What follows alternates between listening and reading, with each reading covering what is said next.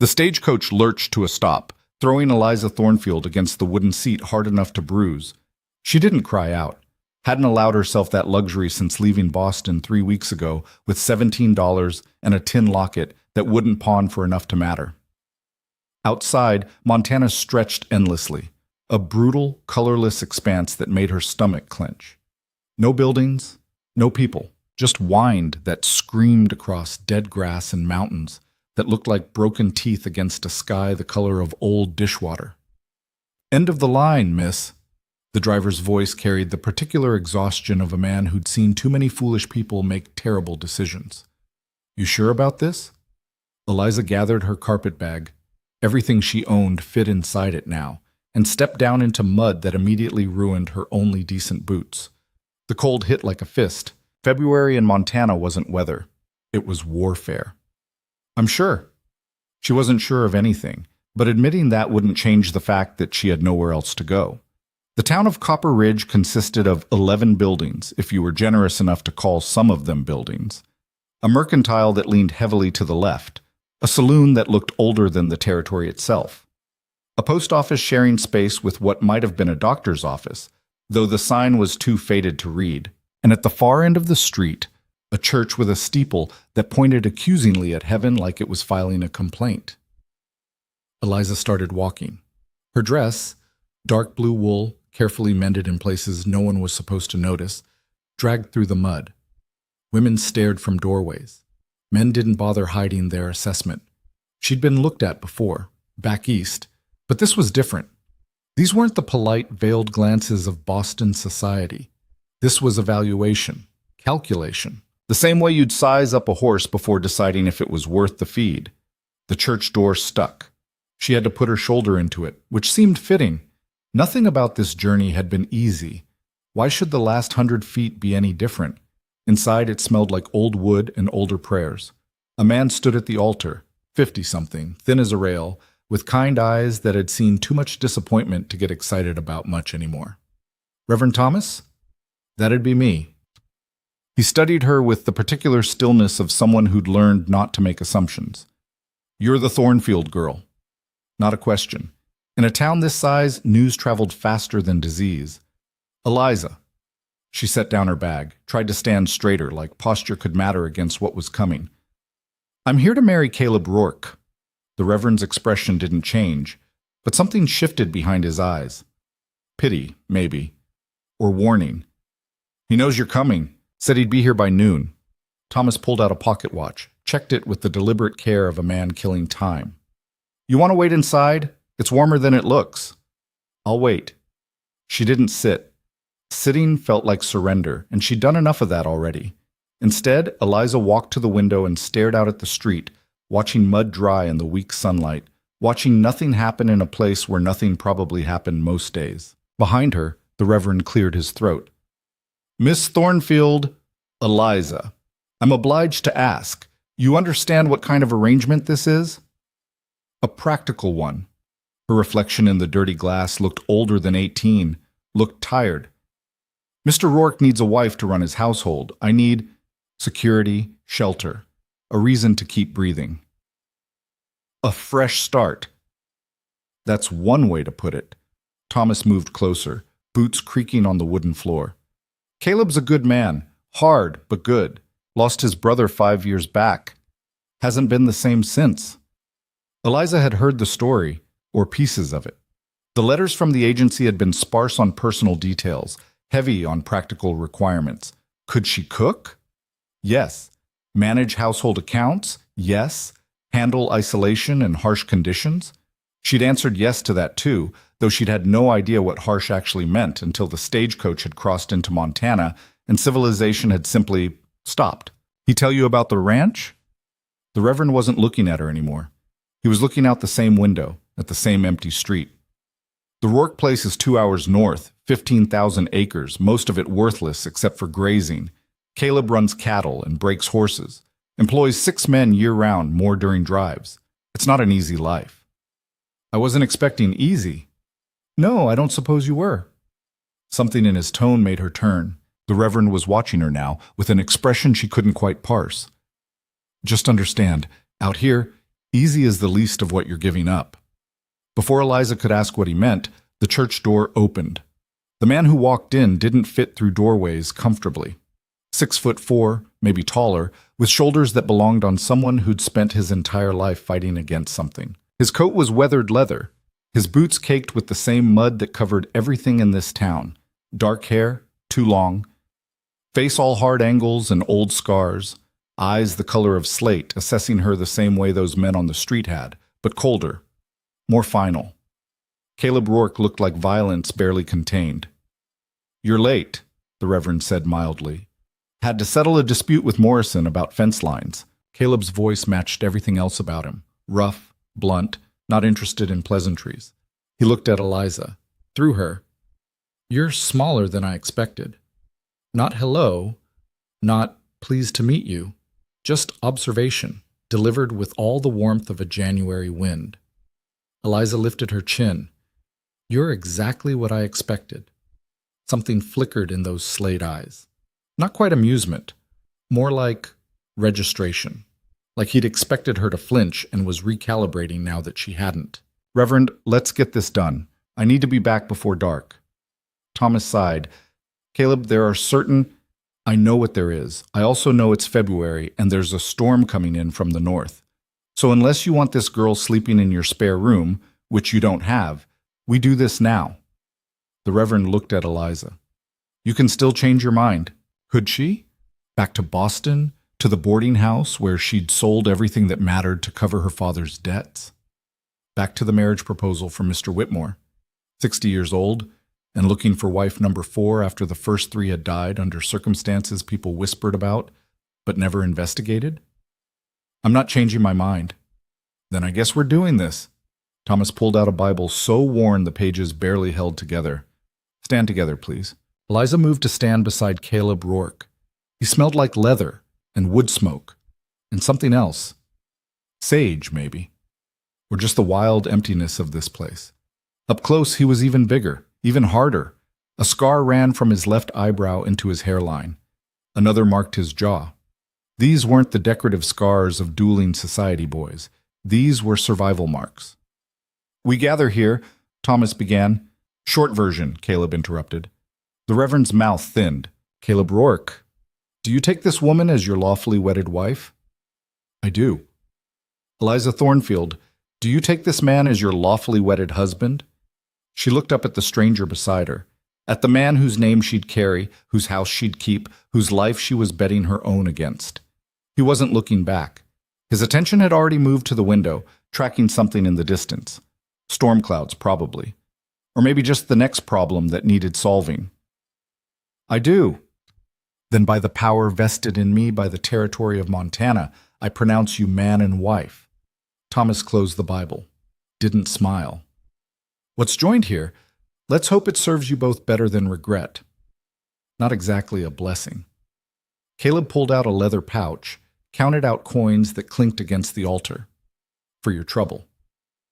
"This isn't about—" "I know what it's about." Caleb turned to Eliza. "You got everything?" She gestured to her carpet bag. "That's it." He picked it up with one hand, the bag she'd struggled to carry from the stagecoach, and headed for the door. Stopped. Looked back. "You coming, or you need a minute to pray about this?" Eliza followed him out into the cold. A wagon waited in the street. Not fancy, just functional. Flatbed, 2 horses, supplies roped down under canvas. Caleb threw her bag in the back like it weighed nothing, then turned to her. "Can you climb up yourself, or do I need to lift you?" "I can manage." She could, barely. The wagon was high, her dress was heavy, and her legs were shaking from exhaustion and something that might have been fear but felt more like vertigo. Like she'd just stepped off a cliff and was waiting to discover if there was ground below or just more falling. Caleb swung up beside her, took the reins. Didn't say another word. Just clicked his tongue and the horses started moving, pulling them away from Copper Ridge's 11 buildings and out into the emptiness that waited beyond. They rode in silence for the first hour. The road, if you could call 2 ruts in the dirt a road, wound north through grassland so vast it made Eliza's chest tight. No trees, no shelter, Just endless rolling hills covered in dead grass and patches of old snow that hadn't melted despite the weak sunshine. The wind never stopped. It pushed against the wagon, whipped Eliza's hair out of the pins she'd carefully arranged that morning, numbed her face until she couldn't feel her nose. She'd brought her warmest coat from Boston. It was useless here, decorative, like bringing a parasol to a gunfight. "There's a blanket under the seat," Caleb said without looking at her. "You're shaking." She was. Hadn't realized it was visible. The blanket smelled like horse and old smoke, but it was thick and it was warm. Eliza wrapped it around her shoulders and immediately felt marginally less like dying. "Thank you." Caleb didn't respond. His attention stayed fixed on the horizon, on the storm clouds that were building exactly where he'd said they would. His hands on the reins were scarred across the knuckles, weathered dark by sun and work. Not a gentleman's hands, not even close. "How much farther?" Eliza asked. "Another hour, maybe less if the weather holds." It didn't sound like he thought the weather would hold. They crested a ridge and the wind hit harder, carrying ice that stung like needles. Eliza pulled the blanket tighter, tried not to think about Boston, about her mother's house with its fireplaces and thick walls and windows that actually kept out the cold. Tried not to think about the fact that she'd traded everything familiar for this, a silent stranger and an empty sky that went on forever. "You scared?" Caleb's voice cut through the wind. Eliza considered lying. "Yes." "Good. Means you're paying attention." He adjusted the reins, guided the horses down a slope where rocks jutted through the frozen ground like broken bones. "People who aren't scared out here don't last long." "That's supposed to be comforting?" "It's supposed to be true." He glanced at her for the first time since leaving town. Quick assessment, clinical. "You know how to shoot?" "A gun?" "No, a cannon." "Yes, a gun." "No." "Can you ride a horse?" "I've been on a horse." "That's not what I asked." "Then no." Caleb was quiet for a moment. The wagon creaked over rough ground. "Can you cook anything besides what comes out of a Boston kitchen?" "I can cook." "Over an open fire? In a Dutch oven? With whatever's available instead of whatever's convenient?" Eliza's jaw tightened. "I can learn." "You'll have to. Not cruel, just factual. Out here, learning slow means dying fast. You're very encouraging." "I'm not trying to encourage you. I'm trying to keep you alive." He turned his attention back to the horses. "The men who work for me, they're rough. Not cruel, but not gentle either. They'll test you. See if you break easy. Don't. Don't break or don't let them test me. Both." The landscape was changing, subtle at first, a line of cottonwoods marking where water ran, hills that rose higher and closer together. Then the mountains appeared, suddenly massive, white peaks cutting into clouds that looked like they'd been painted with ash. "That's the Crazy Mountains," Caleb said. "Crow territory. We've got an understanding with them. They leave us alone, we don't push onto their land. But understandings can break. You see anyone you don't recognize near the ranch, you get inside and you find me. Immediately.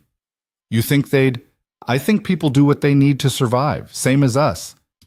He guided the wagon around a washout where spring runoff had carved a gully deep enough to swallow a man. 3 years back, we had a drought. Bad one. Crow came down looking for water. We shared. They remembered. But memories fade and desperation doesn't care about history. Eliza absorbed this, filed it away with all the other things she was learning about her new home. Dangerous land, dangerous weather, dangerous people, and a husband who talked about violence the way other men talked about crop rotation. "What happened to your brother?" The question came out before she could stop it. Caleb's expression didn't change, but his hands tightened on the reins. Small tell, easy to miss if you weren't watching. "He was killed." "I'm sorry." "Don't be. You didn't know him." Caleb's voice had gone flat, carefully empty. "And it was handled." Handled. Such a small word for something that clearly wasn't small at all. They rode in silence again. The ranch appeared gradually, first a fence line, then scattered cattle bearing a brand Eliza couldn't make out from this distance, then buildings rising from the valley floor like they'd grown there instead of being built.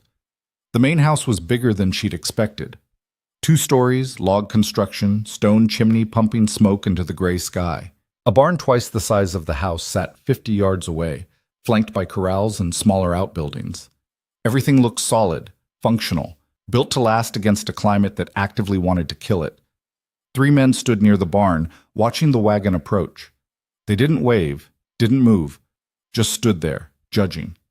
Caleb pulled the wagon to a stop in front of the house, jumped down, came around to Eliza's side and offered a hand without quite looking at her. She took it. His grip was firm enough to hurt, probably without meaning to. "Miss Thornfield," one of the men called out, older, maybe 50, with a beard more gray than brown. "Heard you were coming." "Mrs. Rourke," Caleb corrected. Not possessive, just accurate. "She's in charge of the house now. You need something, you ask her." The older man's eyes shifted to Eliza, measuring. "Yes, sir." "This is Porter," Caleb continued, gesturing to the bearded man. "He's foreman. Those are the Tucker brothers, James and Will. Rest of the crew's out checking the north pasture. You'll meet them at dinner." Eliza nodded, tried to look capable, felt like an imposter. Caleb grabbed her carpet bag from the wagon. "Come on, I'll show you inside." The house smelled like coffee and leather and years of bachelor living. The main room was large, fireplace big enough to stand in, furniture that was sturdy rather than comfortable, windows that actually had glass instead of oiled paper. A staircase led to the second floor. Doors opened to what were probably a kitchen and other rooms Eliza couldn't see from here. "Kitchen's through there," Caleb said, already moving. "Pantry's stocked. We get supplies from town once a month, more often if needed. You make a list, I'll get it. Your room's upstairs. Second door on the right." "My room?" He stopped, turned, looked at her with an expression that might have been patience wearing thin. "You expected something different?" "I expected what? Sharing a bed with a stranger, not sharing one?" She hadn't let herself think that far ahead. "No." "Good. Because this is business. I need someone to run the house, manage the cooking, keep things organized. You need security. That's what this is." "I understand." "Do you?" He set her bag down at the base of the stairs. "Because if you came here expecting romance or affection or any of that Eastern nonsense, you're going to be disappointed." Eliza felt something sharp lodge in her chest. Not surprise. He'd been clear enough about what this was. But hearing it stated so bluntly, here in what was supposed to be her home now, made it real in a way the ceremony hadn't. "I didn't come here expecting anything except survival, Mr. Rourke. Same as you." Something shifted in his expression. Not softening, Caleb Rourke didn't look capable of soft, but maybe recognition. Like he was seeing her clearly for the first time. "Caleb," he said, "if we're married, you should probably use my name." "Caleb." It felt strange on her tongue. Too familiar. Not familiar enough. "And I'm Eliza." "I know." He moved toward the door. "Dinner's at 6. Men eat in the bunkhouse usually, but tonight they'll want to meet you properly. Probably best to make something that won't poison them. I'll do my best not to kill anyone on my first day." His mouth twitched. Almost smiled. Didn't. Appreciated.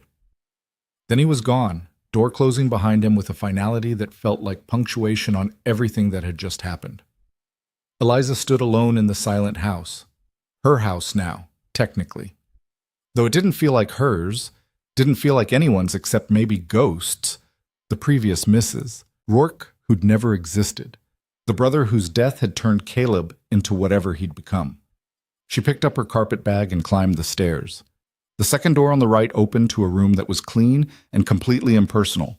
Bed, dresser, washstand, window that looked out over the valley toward those brutal mountains. No decorations, no curtains, no indication that anyone had ever lived here or expected to. Eliza set her bag on the bed, opened it, looked at everything she owned in the world. 3 dresses, undergarments she'd mended so many times the original fabric barely showed, her mother's locket, a book of poems she couldn't bear to sell. Not much to build a life on. She hung up the dresses to air out the travel wrinkles. Washed her face and hands in the basin. The water was freezing, probably drawn this morning. Changed into her oldest dress, the one she wouldn't mind ruining with cooking stains or worse. Then she went downstairs to figure out how to feed 6 strange men without poisoning them. The kitchen was better equipped than expected. Cast iron stove, actual counter space, shelves stocked with basics: flour, salt, sugar, coffee, dried beans. A root cellar held potatoes, carrots, onions. Someone had been managing, at least minimally. Eliza had cooked for her father after her mother died, had learned to stretch ingredients, to make do, to turn near nothing into something edible. This was different. Bigger scale, higher stakes. But the principles were the same. She found a ham in the cold storage, bacon grease in a jar, eggs that were probably fresh, started a pot of beans soaking, mixed biscuit dough, put coffee on to boil. The work steadied her, gave her hands something to do besides shake. By 5:30, the kitchen smelled like food instead of emptiness. By 6, she had biscuits coming out of the oven, beans with bacon simmering on the stove, fried potatoes that were crispy on the outside and soft inside, and a pot of coffee strong enough to strip paint. The men started arriving at 6 exactly. They filed in through the back door like soldiers on drill, boots clean despite the mud outside, hats in their hands. Porter first, then the Tucker brothers, both younger than she'd thought, maybe mid-20s. Then 3 more she hadn't seen before. Caleb came in last. Changed his shirt, but still wore the same hard expression. "Sit," he said. Not an invitation, a command. They sat. Eliza served, moving around the table with a competence she didn't quite feel. The men watched her with varying degrees of curiosity and skepticism. Nobody spoke. When everyone had full plates, Caleb picked up his fork. That seemed to be the signal. The others started eating. Eliza stood by the stove, not sure where she fit in this hierarchy. "Sit down," Caleb said without looking up. "You cooked it, you eat it." There was one empty chair. She took it. The meal passed in near silence except for the scrape of utensils on plates. The men ate like they weren't sure when food would appear again, efficiently, thoroughly. Porter nodded at her once, something that might have been approval. One of the Tucker brothers, Will, she thought, smiled quick and nervous before focusing back on his plate. "Biscuits are good," one of the other men said. Younger, red hair, freckles that made him look about 12, even though he was probably older. "Better than Caleb's anyway." "That's not saying much," someone else muttered. "My biscuits never killed anyone," Caleb said mildly. "Came close a few times." This got a few quiet laughs. Not mean-spirited.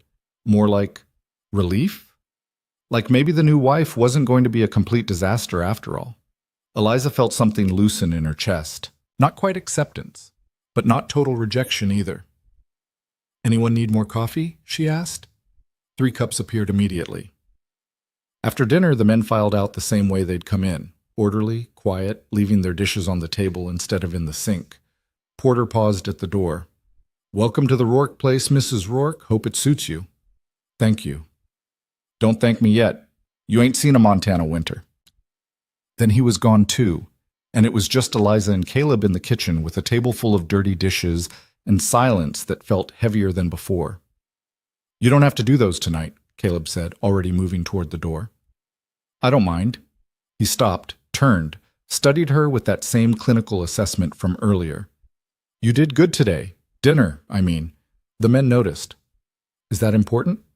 "Out here? Yeah. Men who don't respect the person cooking their food get slow to follow orders, causes problems. So it wasn't really a compliment, just another piece of the practical machinery that kept this place running. I'll remember that." Caleb nodded once. "I'm up at 4. Usually make my own coffee. You don't need to—" "I'll be up," Eliza interrupted. "It's my job now." Something crossed his face. Surprise, maybe. Or confusion at someone choosing to do more than required. "Suit yourself." He opened the door, paused. "Storm's coming in tonight. You'll hear things. Wind, animals, the house settling. It's loud, but it's normal. Don't worry about it." "I'm not worried." "Yeah." This time he almost smiled. Almost. "You keep saying that." Then he was gone, and Eliza was alone again. She washed the dishes, banked the fire, went upstairs to her impersonal room and lay down on a bed that was comfortable enough but felt wrong in ways she couldn't articulate. Outside, the wind picked up. Started low, then built to a howl that rattled the windows and made the walls creak. Caleb was right. It was loud. Relentless. The kind of sound that got inside your head and stayed there. Eliza pulled the blanket up to her chin and stared at the ceiling. She'd done it. left everything familiar and married a stranger in a brutal place that might kill her before she learned how to survive it. No going back now. No rescue coming. Just this. Wind and darkness, and a man downstairs who'd made it very clear he didn't want anything from her, except competence. She should have been terrified. Instead, lying there in the dark while Montana screamed outside, Eliza felt something else entirely. Not hope. She wasn't naive enough for hope. But maybe possibility. The chance that if she could prove herself here, if she could carve out space in this hard land, she might become something more than the broke girl who'd run out of options. She might become someone who mattered. The wind howled, the house creaked, and Eliza Rourke, no longer Thornfield for better or worse, closed her eyes and waited for morning to come test her again. 4 in the morning came without mercy. Eliza woke to complete darkness and the lingering ghost of wind that had finally died sometime after midnight. Her body ached in places she didn't know could ache. The stagecoach, the wagon, the tension of pretending she wasn't drowning in uncertainty. She forced herself upright, dressed in the dark, braided her hair by touch alone, and went downstairs before she could talk herself out of it. The kitchen was cold enough to see her breath. She got the stove going, filled the coffee pot from the pump by the back door, and started the ritual she'd promised to maintain. By the time boots sounded on the stairs, coffee was ready, and the smell had chased some of the emptiness from the room. Caleb appeared in the doorway, already dressed for work. He stopped when he saw her. "Thought you'd sleep later." "I said I'd be up." He poured himself a cup, drank it black, standing by the window where dawn was just starting to turn the sky from black to charcoal. They didn't speak. The silence wasn't exactly comfortable, but it wasn't hostile either. Just two people occupying the same space without knowing what else to do with each other. "I'm riding out to the north pasture," Caleb said eventually. "Won't be back until late afternoon. Beans and cornbread are fine for the men at lunch. Porter knows where everything is if you need something." "All right." He set down his empty cup, paused like he wanted to say something else. Didn't. Just grabbed his coat and hat and walked out into the cold. Eliza stood alone in the kitchen, listening to his horse move away from the barn, hoofbeats fading until there was nothing but silence again. The first week passed in a blur of work and exhaustion. Eliza cooked 3 meals a day for 7 men who ate like they were fueling themselves for battle. She learned the stove's temperament, which burners ran hot and which barely heated. She scrubbed floors that had probably never been scrubbed, washed clothes in water so cold it made her hands crack and bleed, discovered that the root cellar flooded when snow melted and had to move everything to higher shelves before the potatoes rotted. The men watched her, not unkindly, but constantly, testing, like Caleb had warned. On the 3rd day, she burned the biscuits black. Set them on the table anyway because there wasn't time to make more. Will Tucker picked one up, knocked it against his plate. It made a sound like wood on wood. "Could use these for ammunition," he said. Eliza waited for the mockery, for the dismissal that would mark her as incompetent. Instead, Will grinned. "My ma once made biscuits so hard we used 'em to patch a hole in the barn wall. These ain't that bad."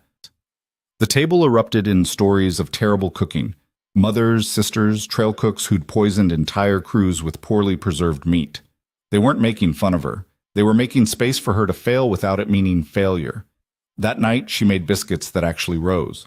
Nobody commented, but plates got cleaned. Caleb remained distant, polite in the way you'd be polite to a competent employee, but nothing more. He left early, came back late, spent evenings in what she'd learned was his office, a small room off the main parlor filled with ledgers and maps and the kind of paperwork that kept a ranch running. Sometimes she'd hear him in there past midnight, still working, always working. They barely spoke beyond logistics. He needed shirts mended. She needed the back door fixed. It stuck in the frame. He told her which men were riding out and when. She told him supplies were running low. It was exactly what he'd said it would be. Business, practical, empty of anything resembling warmth. And yet, there were small things. The way he'd come into the kitchen one morning and found her struggling to lift a heavy pot, and without a word had moved it for her. The time she'd nearly stepped on a rattlesnake coiled by the woodpile, and he'd appeared from nowhere, shot it before she'd even processed the danger, then told her to watch where she walked like it was her fault for almost dying. He wasn't kind, but he wasn't cruel either. He was just absent. like he'd carved out all the parts of himself that could connect to another person and buried them somewhere she'd never find. 2 weeks in, Porter asked her to help with the account books. Caleb's been handling it alone since his brother died, the foreman explained, spreading ledgers across the kitchen table. But he's got too much on his shoulders. Figure you might have a head for numbers coming from the city. Eliza studied the columns: income from cattle sales, expenses for feed and equipment, wages for the men. The math was straightforward enough, but the organization was chaos. Entries out of order, some in Caleb's tight handwriting, others in a looser script that must have belonged to his brother. "This is a mess," she said. Porter snorted. "That's diplomatic. It's been a mess for 5 years. Think you can fix it?" She could. It took 3 days of work, transcribing everything into new ledgers with proper categories and running totals. When she showed Caleb the results, he stared at the neat columns like she'd performed magic. "This is accurate?" "Yes." "And you did this how?" "I organized it. Chronologically first, then by category. Income here, expenses here, net profit here." She pointed to the final number. "You're doing better than you think, but you're losing money on feed costs because you're buying from Morrison. There's a supplier in Billings who'll sell cheaper if you buy in bulk." Caleb looked up from the ledger, really looked at her, for the first time in 2 weeks. "How do you know about the Billings supplier?" "I asked Porter. He mentioned it but said you'd never wanted to deal with the logistics of a bulk order." "Because it's a 3-day trip and I can't spare the time." "So send Porter and 2 men. The savings would cover their wages for the trip twice over." He studied her like he was recalculating something. "You figured that out from looking at numbers?" "It's just math. It's more than math." He closed the ledger carefully, like it might break. "My brother used to handle this. Never could make sense of it after he died. Kept meaning to hire someone from town, but—" "You don't trust easily." Caleb's jaw tightened. "No, I don't." Eliza understood that. Trusted it more than she would have trusted easy acceptance. "Well, now you don't have to hire anyone. I'm already here." Something shifted in his expression. Not quite a smile, more like recognition that she might actually be useful beyond keeping the kitchen functional. "All right, you handle the books from now on. I'll tell Porter about the Billings run." It wasn't affection, but it was acknowledgement, and out here, that felt like progress. The weather turned brutal in March. Spring in Montana apparently meant ice storms that coated everything in frozen death, winds that knocked over fences, and mud that swallowed anything not tied down. The men worked longer hours trying to keep the herd safe from late blizzards that killed calves faster than they could be born. Eliza learned to keep coffee going around the clock, to have hot food ready whenever men stumbled in half-frozen. She learned which horses were vicious and which just looked it. Learned to tell the difference between a coyote howl and something worse. Learned that Porter had a wife and 3 kids in town he saw once a month, and Will Tucker couldn't read but was too proud to admit it. She started teaching Will in the evenings, after the others had gone to the bunkhouse. Just simple things, letters, short words, enough to get by. He picked it up faster than he thought he would, and the defensive anger he carried started to soften into something that looked almost like hope.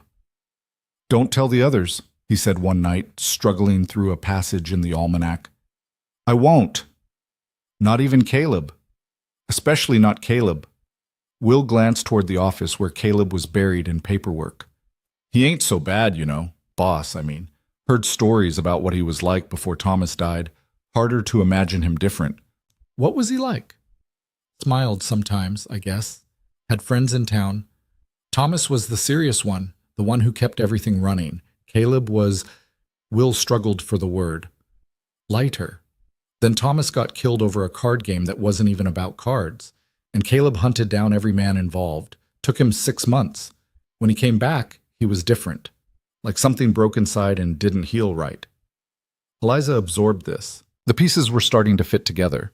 The violence she'd sensed in him, the way he held everyone at distance, the absolute control he maintained over everything in his world. He killed them? The men who killed his brother? Some.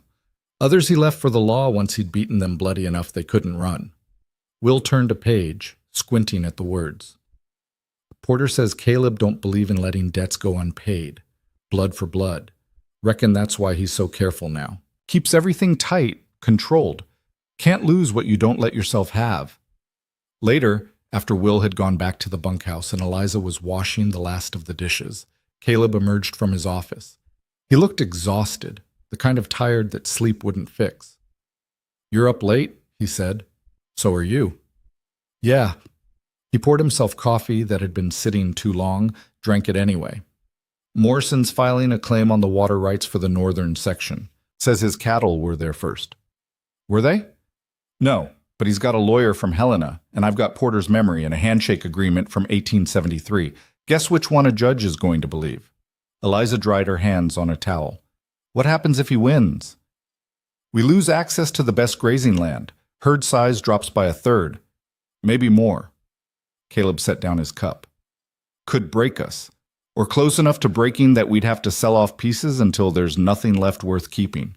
"Then don't let him win. It's not that simple, isn't it?"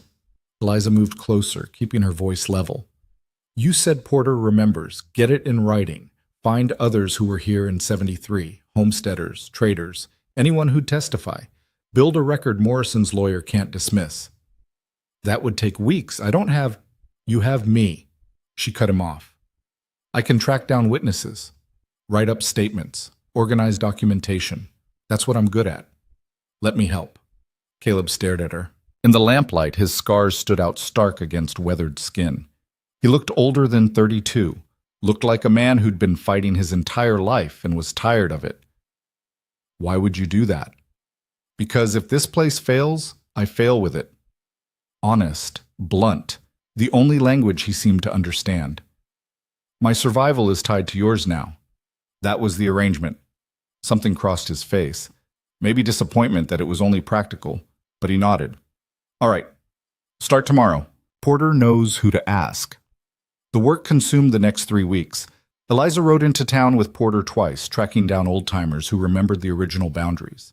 She wrote careful statements, cross-referenced them against county records that were half destroyed by water damage, built a case that was stronger than Morrison's lawyer expected. The hearing was set for mid-April in Copper Ridge's courthouse, a generous term for a room above the Mercantile with a judge who rode circuit between 6 towns. Caleb didn't ask her to come. But the morning of the hearing, when he was saddling his horse, Eliza walked out in her best dress with a leather folder containing everything she'd compiled. "I'm coming with you." He looked at the folder, at her. "You don't have to—" "I know, I'm coming anyway." They rode in silence, but it was different than before. Less empty. More like two people standing on the same side of something that mattered. The hearing took 4 hours. Morrison's lawyer was smooth, confident, used to winning in rooms like this. He presented property surveys and precedent cases and made it sound like Caleb was the interloper, the one trying to steal what rightfully belonged to his client. Then Caleb's turn came. He wasn't smooth. Didn't try to be. Just laid out facts in that blunt, direct way of his.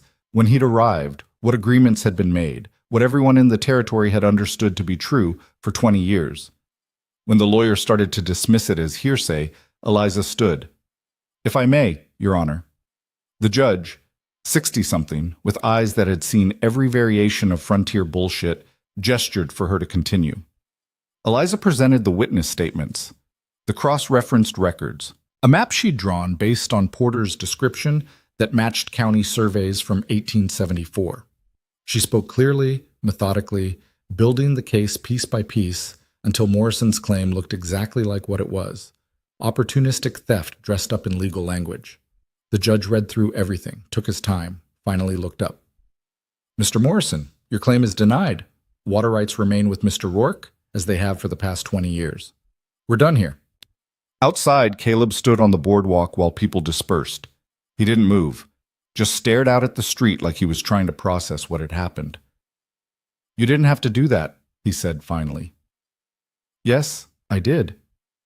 "No, you could have—" He turned to face her. "You could have let it fall apart. Could have gone back east, found someone else, started over. This isn't your fight." "It is now." Eliza met his eyes. "You gave me a place here. Gave me a chance to be something other than desperate. I wasn't going to let someone take that away." Caleb looked at her like he was seeing her for the first time.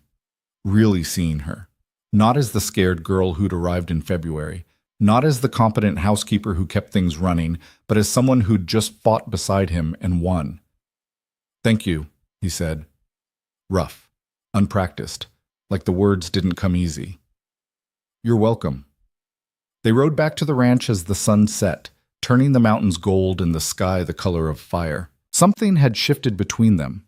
Not love, neither of them was naive enough to call it that, but partnership, the beginning of trust. That night, Eliza was in the kitchen cleaning up after dinner when Caleb came in. He'd showered, hair still damp, shirt clean. He looked almost uncomfortable, like he'd forgotten how to exist in a space without work to occupy his hands. "The men are talking about a cattle drive," he said. "End of May. We'll take the herd to market in Billings. Be gone about 2 weeks." "All of you?" "Porter and I need to go. Probably take Will and James, too. Leaves 2 men here to watch the place." Eliza understood what he wasn't saying. 2 men wouldn't be enough if trouble came. And trouble, in the form of Morrison's resentment, or Crow looking for resources, or just bad luck, could always come. "I can handle things while you're gone." "It's not about handling things. It's about—" He struggled for words. "You'll be vulnerable. If something happens, then I'll deal with it." Eliza. Her name in his mouth sounded strange, too intimate for what they were. Not intimate enough for what she was starting to want. "You don't know what you're saying." "Don't I?" She set down the dish she'd been drying. "I've been here 2 months. I've learned this place, these people. I know which men can be trusted and which can't. I know how to shoot now. Porter taught me. I know what sounds are normal and what aren't. I'm not the same person who stepped off that stagecoach." Caleb studied her. "No, you're not." "Then stop treating me like I'm breakable. I'm not." He cut himself off, ran a hand through his hair, frustrated. "I'm trying to keep you safe." "Why?" The question hung between them. Too direct. Too honest. The kind of thing you didn't ask in an arrangement built on practicality and mutual survival. Caleb's expression closed off. "Because you're my responsibility. Not because I care, not because you matter, just responsibility. Duty." The same reason he'd feed a horse or fix a fence. Eliza felt something sharp in her chest, nodded once. "Right, of course." She turned back to the dishes, heard him leave.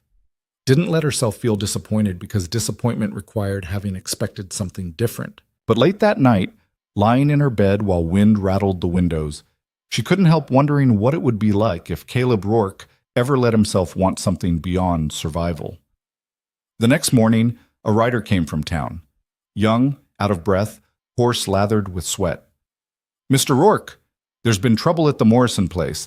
3 men showed up last night, killed 2 of his ranch hands. Sheriff's asking if you've seen anything." Caleb was already moving.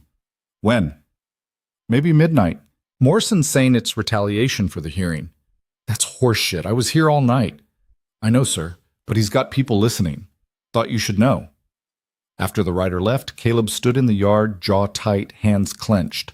Porter came up beside him. "Want me to ride to town? Set things straight?"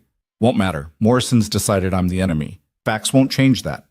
Caleb's voice was cold, controlled. "But someone killed his men. And if it wasn't me, then who?" The answer came 3 days later. Eliza was hanging laundry when she saw them, 3 riders on the northern ridge, watching the ranch. They sat there for maybe 5 minutes, then disappeared over the rise. She found Caleb in the barn. There were men on the ridge, just watching. His expression went dark. "How many?" "3. I didn't recognize them." "Which ridge?" She told him. Caleb swore under his breath, already moving. "Porter, get the men, now!" Within minutes, the entire crew was assembled. Caleb's face was granite. "We've got company. Could be Morrison's people, could be worse. Either way, we don't wait to find out. James, Will, you're on watch tonight. 4-hour shifts. Porter, check all the weapons. Make sure we're ready. Everyone else, normal work, but stay sharp." "What about Mrs. Rourke?" Porter asked. Caleb looked at Eliza. Something flickered in his eyes. Worry, maybe, buried under layers of control. "She stays in the house after dark.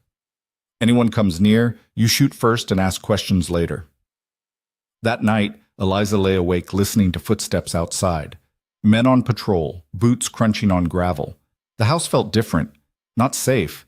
just less immediately dangerous than what waited in the darkness beyond. She must have dozed off eventually because she woke to gunfire. 3 shots, rapid, then shouting. Men running. Eliza grabbed the rifle Caleb had given her, taught her to load, taught her to aim, and went to the window. In the moonlight, she could see figures near the barn, fire starting to catch on the roof. She was downstairs before conscious thought caught up. Out the back door, rifle raised, moving toward the barn where smoke was already pouring into the night sky. One of the figures turned, raised a gun. Eliza fired. The recoil knocked her back a step, but she'd hit him, saw him fall. Didn't let herself think about what that meant. Just worked the bolt, chambered another round like Porter had taught her. More gunfire. Caleb's voice cutting through chaos. North side, 2 more. Then he was beside her, appearing out of smoke and darkness. Grabbed her arm. I told you to stay inside. The barn's on fire. I know. Get back to the house, now. No. He looked at her like she'd lost her mind. Maybe she had. But she wasn't running. Another figure emerged from the smoke. Caleb shot him without hesitation, then pushed Eliza toward the house. Go! This time she went. Not because he'd ordered it, but because she could see what was happening. This was a raid, planned and deliberate. The kind of thing you didn't survive by being stubborn. She made it to the house, barred the door, took position at a window with a clear sightline. Watched men fight in the yard. Watched the barn burn. Watched Caleb move through it all like violence was a language he'd never forgotten how to speak. By dawn, it was over. 3 men dead, all attackers. 2 of Caleb's crew injured but alive. The barn was gone, collapsed into itself, still smoldering. Caleb stood in the wreckage, covered in soot and blood that might have been his or might have been someone else's. When he saw Eliza in the doorway, something cracked in his expression. He crossed the yard in long strides, grabbed her shoulders. You shot someone. He was going to shoot you. You could have been killed. So could you. His grip tightened. That's different. How? How is it different? Because... He stopped. Let go of her like he'd been burned. Because it just is. Eliza's heart was still racing, adrenaline making her reckless. You don't get to decide what risks I take, Caleb. This is my home too. I'm not going to hide while it burns. Your home. He said it like he was testing the words. You really think of it that way? What else would I think of it as? He didn't answer. Just looked at her with an expression she couldn't read, something raw and unguarded that disappeared as fast as it had appeared. I need to deal with this, he said finally, gesturing at the destruction. Sheriff will want a report. Then he walked away, back to the wreckage, back to the work of survival. Eliza stood alone in the yard as the sun rose over scorched earth and dead men, understanding with sudden clarity that something had changed last night. She'd stopped being just a wife in name, and Caleb Rourke, whether he admitted it or not, had started to care what happened to her. The sheriff came 2 days after the attack, rode up with a deputy who looked barely old enough to shave, both of them taking in the burned barn and fresh graves with expressions that said they'd seen this kind of thing before and would see it again. Sheriff Garrett was in his 50s, gray-bearded, with eyes that missed nothing. He dismounted slow, like his back hurt, and walked the perimeter of the destruction before saying a word. Morrison filed a complaint, he said finally.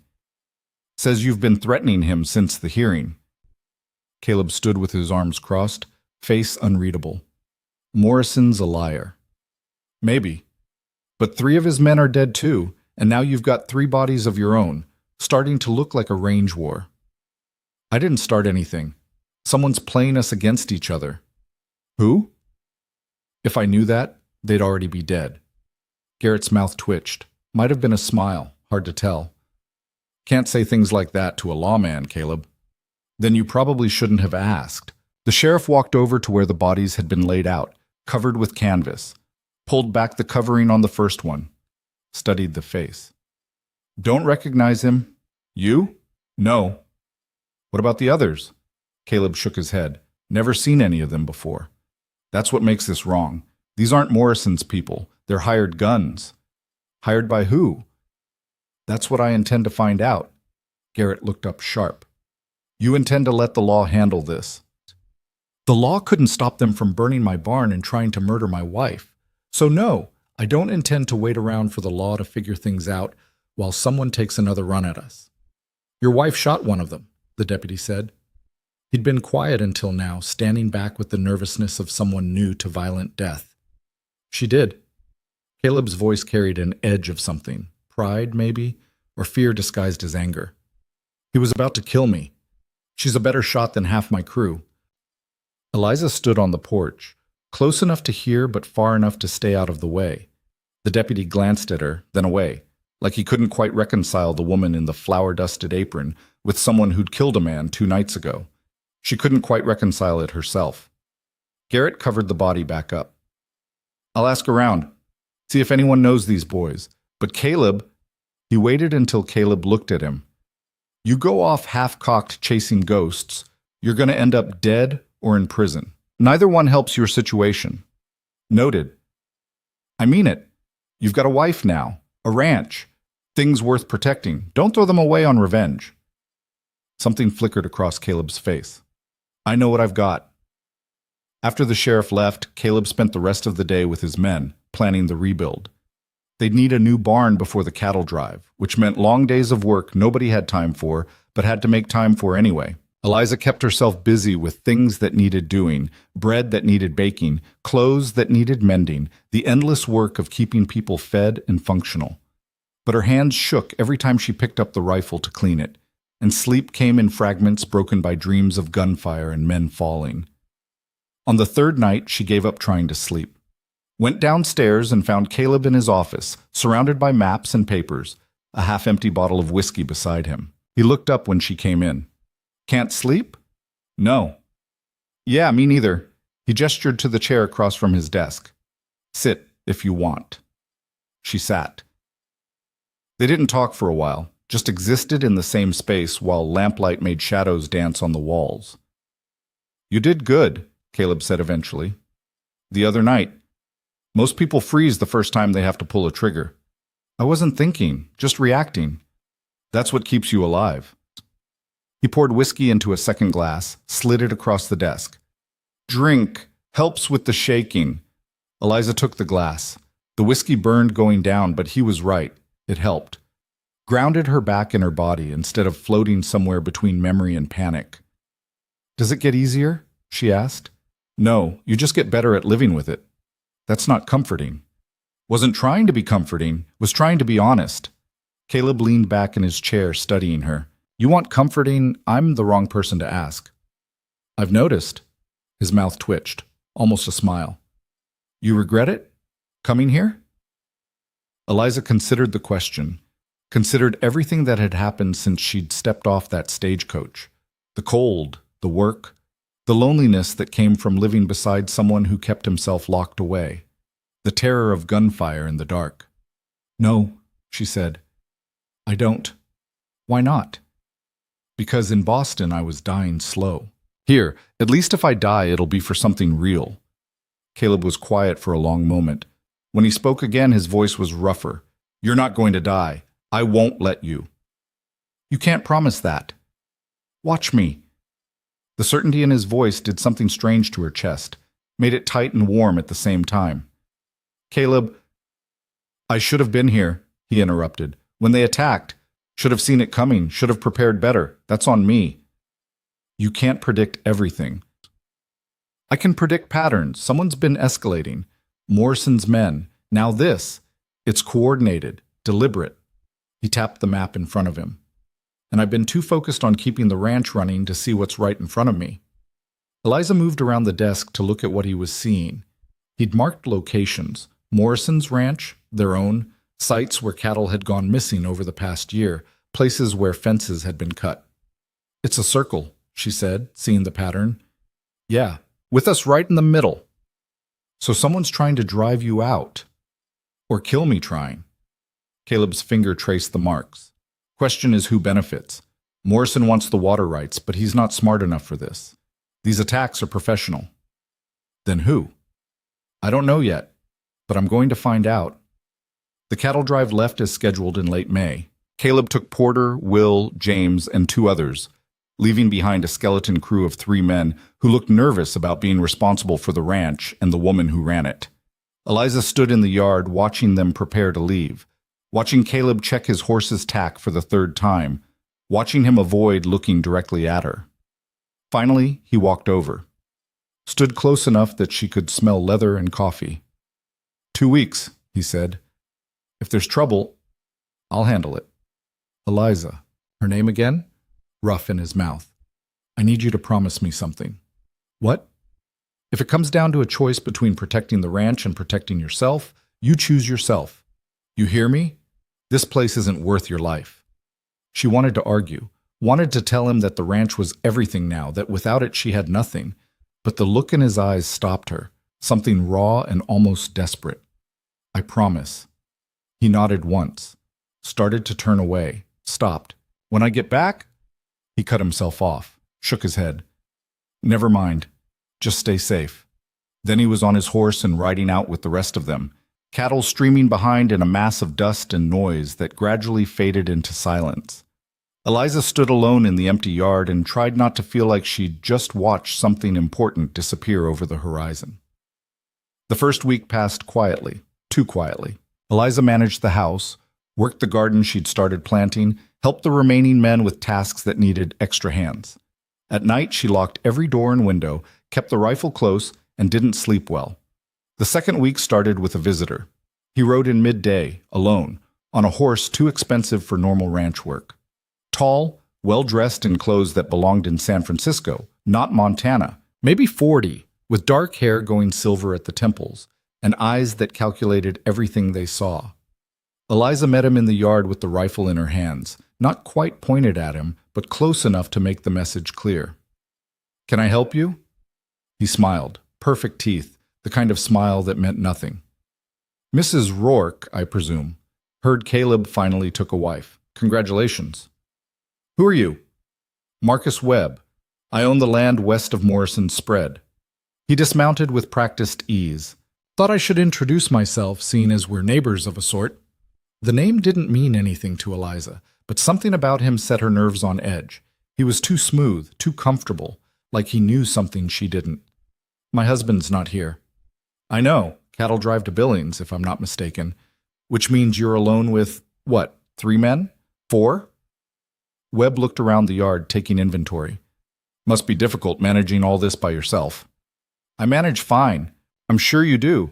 Caleb wouldn't have married someone incompetent. He walked closer, and Eliza raised the rifle just enough.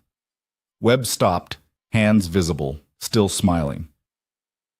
I'm not here to cause trouble, Mrs. Rourke, just paying a social call. We're not social with people we don't know. Fair enough. Then let me be direct. The smile faded. What replaced it was harder, colder.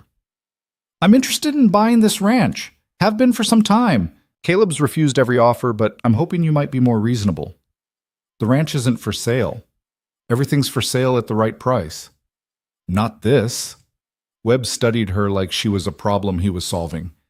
You've been here, what, 4 months? 5? You don't know this land, don't know what it costs to survive here. Caleb's running this place on pride and stubbornness, but that won't last. Eventually, the debt catches up, the bad seasons pile up, and you're left with nothing but dirt and regret. If Caleb wanted to sell, he'd have told you himself. Caleb doesn't know what he wants. He's been grieving his brother for 5 years, making decisions based on guilt instead of sense. But you, Webb gestured at her. You're practical. I can see it. So let me make you an offer. $50,000 for the land and buildings. You and Caleb walk away with enough to start fresh somewhere easier. $50,000 was more money than Eliza had ever imagined having. More than enough to leave Montana, to build a real life somewhere without violence and cold and constant struggle. She thought about it for exactly 2 seconds. No. Webb's expression didn't change, but something shifted in his eyes. You should think about this. I don't need to think about it. This is my home. It's not for sale. Your home. He said it like he was tasting the words, finding them bitter. How touching. Tell me, does Caleb feel the same way about you? Or are you just another piece of property he's holding on to out of obligation? The words hit harder than they should have. Eliza kept her face blank. I think you should leave. Webb mounted his horse with the same smooth ease, looked down at her from the saddle. I'll give you time to reconsider, but Mrs. Rourke, this offer expires when Caleb gets back. After that, things get considerably less friendly. He rode off without waiting for a response, disappearing the same direction he'd come from. Eliza stood in the yard, heart pounding, trying to process what had just happened. This wasn't a social call. It was a threat. Polite, civilized, wrapped in expensive clothes and perfect diction, but a threat all the same. She found the ranch hands in the north pasture and told them about the visitor. The oldest, a man named Hayes, who'd been with Caleb for 8 years, went pale. Marcus Webb, he was here? You know him? Know of him. He's been buying up land from here to Billings for the past 3 years. Pays well, but anyone who refuses to sell has a way of running into bad luck. Fires, stolen cattle, accidents. The pattern clicked into place. The attacks, the missing cattle, Morrison's dead ranch hands. Not Morrison at all. Someone bigger, playing a longer game. We need to send word to Caleb, Eliza said. Nearest telegraph is in town. 2-hour ride, and we can't spare anyone. Then I'll go. Hayes shook his head. Too dangerous. If Webb's behind this, he'll have people watching. Then what do we do? We wait. Keep our heads down. Hope Caleb gets back before Webb makes his next move. But waiting felt wrong.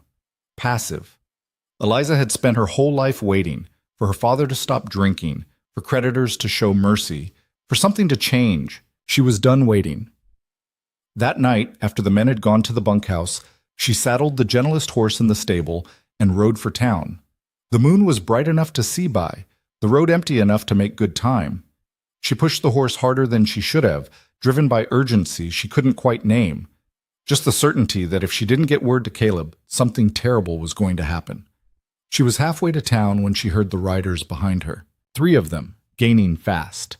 Eliza kicked her horse into a gallop, but she wasn't a good enough rider and the horse wasn't fast enough. They caught up within minutes, surrounding her, forcing her to stop. The man in front was young, maybe 25, with a scar across his cheek and a rifle across his saddle. You're out late, Mrs. Rourke. Let me pass. Can't do that. Mr. Webb wants to have a conversation with you. I have nothing to say to him. He figured you'd say that, which is why we're here. The man gestured. You can come peaceful, or we can make it difficult. Your choice. Eliza reached for the rifle slung across her back. One of the other riders was faster, knocked it from her hands before she could aim. Peaceful it is. They took her north, away from town, into foothills she didn't recognize, to a camp where Marcus Webb sat by a fire like he was on a camping trip instead of orchestrating a kidnapping. He stood when they brought her in, smiled that empty smile. Mrs. Rourke, I was hoping you'd reconsider my offer before it came to this.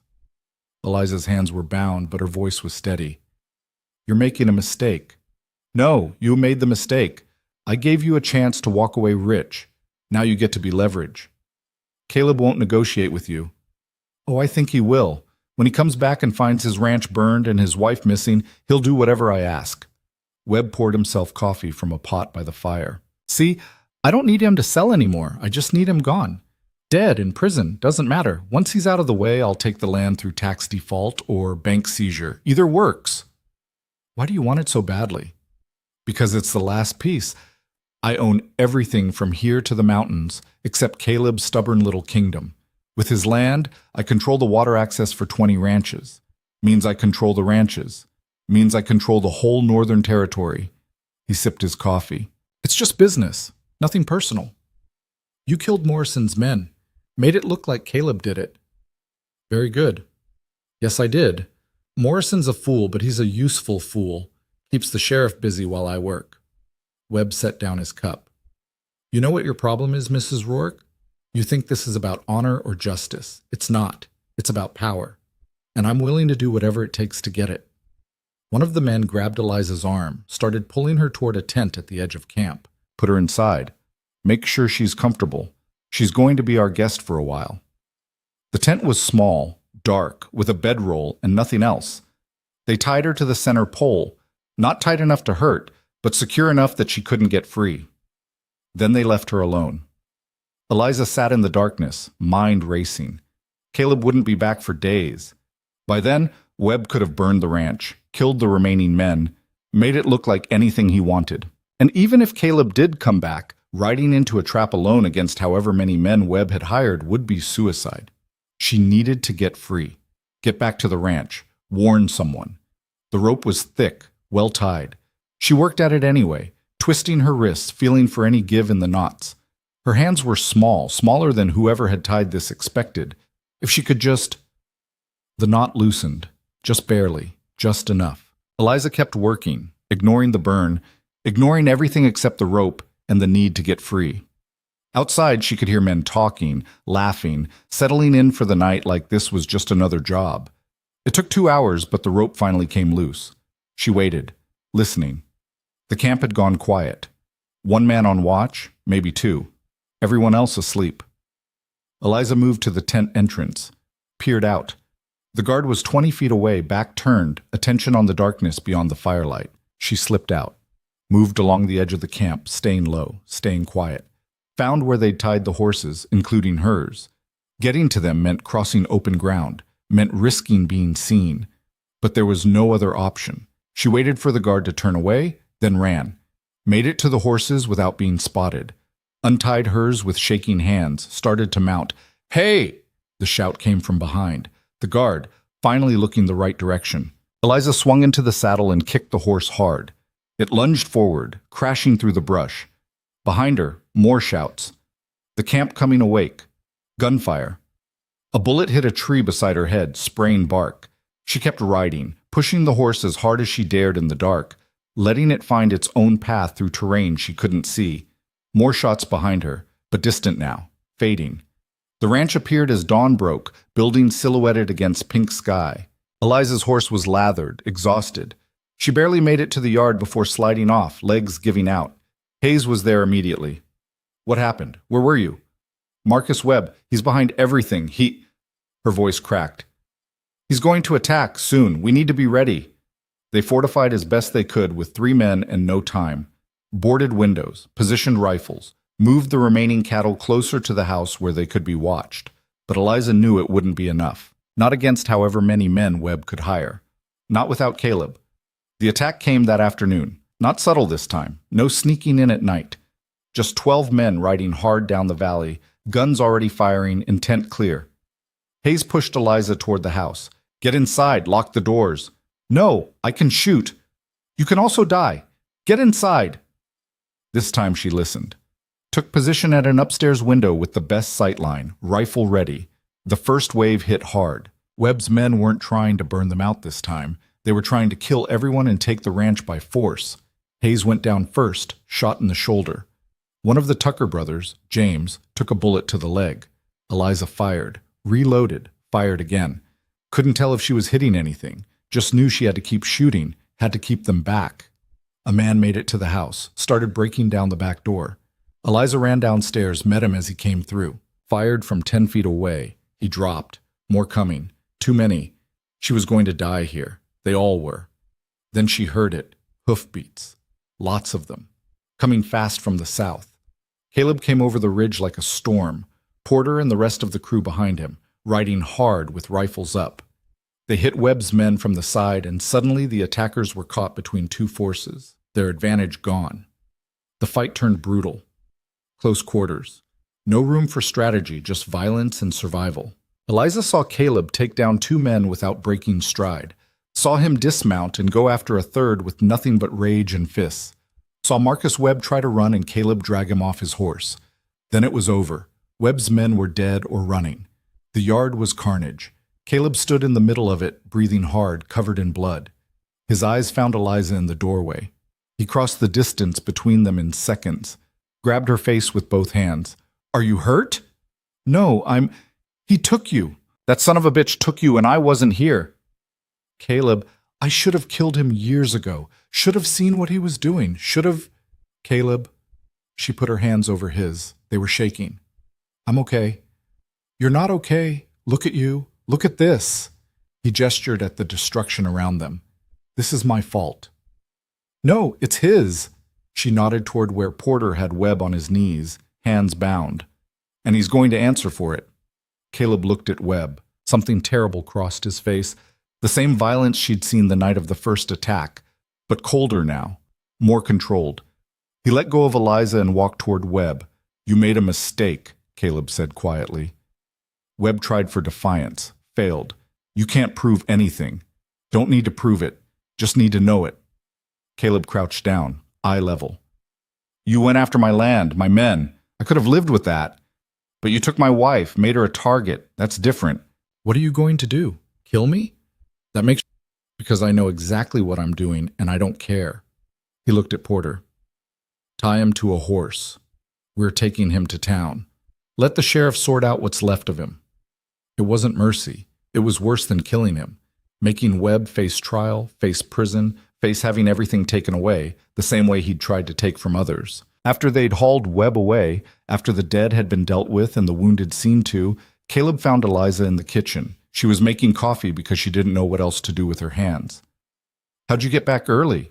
she asked. "Finished the drive in 10 days instead of 2 weeks. Had a feeling something was wrong." He leaned against the counter. "Turns out I was right." "You're always right." "Not always. Wasn't right about you." Eliza looked up. "What's that supposed to mean?" "Meant what I said that first day, that this was business, that I didn't need anything from you except competence." He was quiet for a moment. "I was wrong." Her heart was beating too fast. "Caleb, let me finish." He moved closer. "You could have left. When Webb made his offer, you could have taken the money and walked away.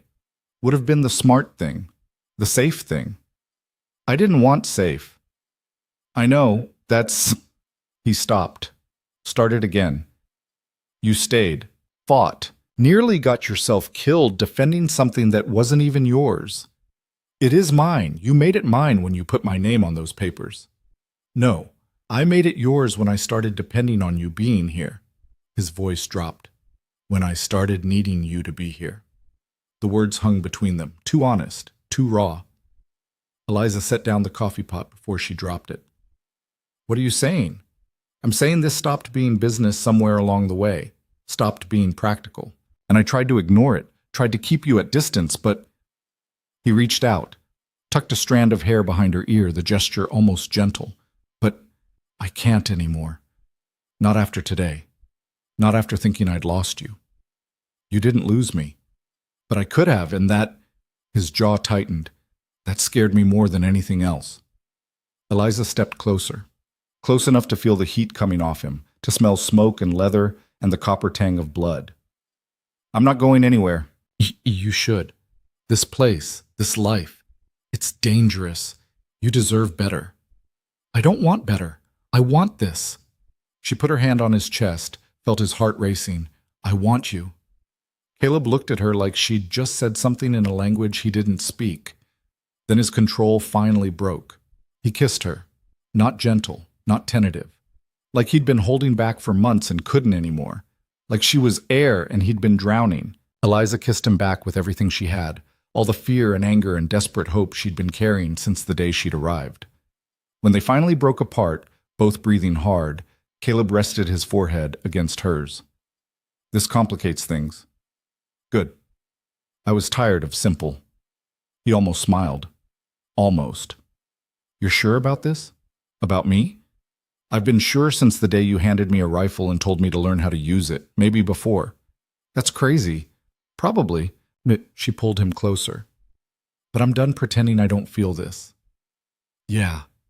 His arms came around her, solid and sure. "Me too." Outside, the sun was setting over a ranch that had nearly been lost, over land worth fighting for, over a home they'd built together without meaning to, and inside, two people who'd started as strangers finally stopped lying to themselves about what they'd become. That night, Caleb didn't retreat to his office, didn't put distance between them like he'd done for months. Instead, he stayed in the kitchen while Eliza tended to the cut on his forearm, shallow but dirty enough to need cleaning. "Hold still," she said, dabbing antiseptic that made him flinch. "It's fine." "It's not fine. You're bleeding all over my clean floor." "Your floor?" "I'm the one who scrubs it. That makes it mine." His mouth twitched. "Fair point." She wrapped the wound with careful hands, aware of how close they were standing, how his eyes tracked her movements. The air felt different now, charged, like something fundamental had shifted and neither of them quite knew how to navigate it yet. "There," she said, tying off the bandage. "Try not to get shot at for a few days so it can heal." "I'll do my best." But he didn't move away. Neither did she. They stood there in the lamplight, close enough that Eliza could see the exhaustion in his face, the lines that came from years of carrying too much alone. "You should sleep," she said quietly. Should. Probably won't. He caught her hand before she could step back, held it like he was afraid she'd disappear if he let go. "Stay with me tonight." It wasn't smooth, wasn't romantic, just honest and a little desperate, which somehow made it more real than any pretty words could have been. "Okay." They went upstairs together. To his room this time, not hers. It was bigger, lived in, with a bed that looked like it had seen 1,000 sleepless nights, and a window that faced the mountains. Caleb sat on the edge of the bed, started unlacing his boots with movements that were too slow, too careful. Like he was buying time to figure out what came next. Eliza sat beside him. "We don't have to—" "I know." He set his boots aside, looked at her. "But I want to. If you want to." "I do." What happened next wasn't the stuff of romance novels. It was awkward and uncertain, two people learning each other for the first time, making mistakes and laughing quietly about them. But it was real. And when Caleb finally fell asleep with his arm around her, face pressed against her hair, Eliza felt something settle in her chest that had been restless since the day she'd left Boston. This was home. Not the ranch, not the land, this man who'd let her see past his walls. She woke before dawn to find him watching her. "How long have you been awake?" she asked. "A while." "Couldn't sleep?" "Didn't want to." He traced a line down her shoulder, gentle in a way she hadn't known he could be. "Kept thinking if I closed my eyes, you'd be gone when I opened them." "I'm not going anywhere." "You keep saying that." "Because it's true." He pulled her closer, kissed her forehead. "I don't know how to do this." "Do what?" "This. Us. I've spent 5 years making sure I didn't need anyone. Don't know how to stop." Eliza propped herself up on one elbow. "Then don't stop. Just make room for me while you're being stubborn and self-sufficient." That got a real smile. Small, but real. "Think you can handle that?" "I've handled worse." "Yeah." His expression softened. "You really have." They stayed like that until the sun came up, talking about nothing important, learning the shape of each other in daylight. Then reality intruded in the form of Porter's voice downstairs, calling that the sheriff was back. Caleb dressed quickly, back to business. But he paused at the door. "Tonight, I'll be here." He nodded. Looked like he wanted to say more but didn't know how. Then he was gone, boots echoing on the stairs. Eliza got dressed and went down to find Garrett in the kitchen, hat in hand, looking grim. "Mrs. Rourke, Caleb." He nodded at both of them. "Got news about Webb. He's talking. Gave up names of everyone involved in exchange for a lighter sentence." "I don't care about lighter sentences," Caleb said. "I care about making sure this is over." "It is. Webb's going to prison. His hired guns are either dead or scattered. The prosecutor and Helena want your testimony, but after that, you should be clear." "Should be?" Garrett sighed. Webb had partners. Silent ones, men with money who were backing his land grab. They're not going to be happy about losing their investment. Let them be unhappy from a distance. That's the thing. They might not stay distant. The sheriff pulled out a folded paper. "Got this yesterday. Transfer of deed for Morrison's ranch, sold to a company out of Chicago for double what it's worth. Same company tried to buy the Henderson place last month." Caleb's jaw tightened. "They're still trying." "Looks that way. Just being more careful about it now." Garrett set the paper on the table. "My advice? Watch your back. Keep your guns close. And maybe think about what you'd do if they make another run at you." After Garrett left, Caleb stood at the window, staring out at land that had cost him so much already. Eliza moved beside him. "You're not selling," she said. Statement, not question. "No." "Then we fight." He looked at her. "This isn't your fight." "Yes, it is. You made it mine when you kissed me last night, when you asked me to stay." She put her hand on his arm. "We're in this together now. All of it. Something cracked in his expression. Relief, maybe. Or just gratitude that he didn't have to carry it alone anymore. Together, he repeated, like he was testing the word, finding it fit better than he'd expected. The summer passed in a blur of work and watchfulness. They rebuilt the barn bigger than before, expanded the herd, hired 2 new men to replace the ones they'd lost, both vetted carefully by Porter. And slowly, carefully, Caleb and Eliza learned how to be married for real instead of just on paper. It wasn't smooth. They fought about small things, how to organize the pantry, whether to buy new breeding stock or save the money, whose turn it was to deal with the temperamental stove. And bigger things, Caleb's tendency to shut down when he was worried, Eliza's habit of taking on too much and refusing to admit when she was overwhelmed. But they learned, found a rhythm that worked more often than it didn't. One night in July, lying in bed after another argument about something neither of them could remember the next day, Caleb said, "I'm not good at this." "At what?" "Being a husband, being close to someone. I keep messing it up." Eliza rolled over to face him. "You think I'm good at being a wife? I barely know what I'm doing most of the time." "You make it look easy." "That's because I'm stubborn, not because it's easy." She touched his face. "We're both figuring this out. That's okay." "Is it?" "Yeah, because we're figuring it out together." He kissed her, slow and thorough, like he had all the time in the world. When he pulled back, his eyes were serious. "I love you. Don't think I've said that yet." Eliza's breath caught. "No, you haven't." "Well, I do. Don't know when it started. Maybe that first day when you looked at me like you weren't afraid. Maybe later. But it's true. I love you too." The words came easier than she'd expected. "Have for a while now." "How long?" "Since you taught me to shoot and told me I was better than half your crew." He laughed quietly. "That was months ago." "I know. I was waiting for you to catch up. Sorry it took so long.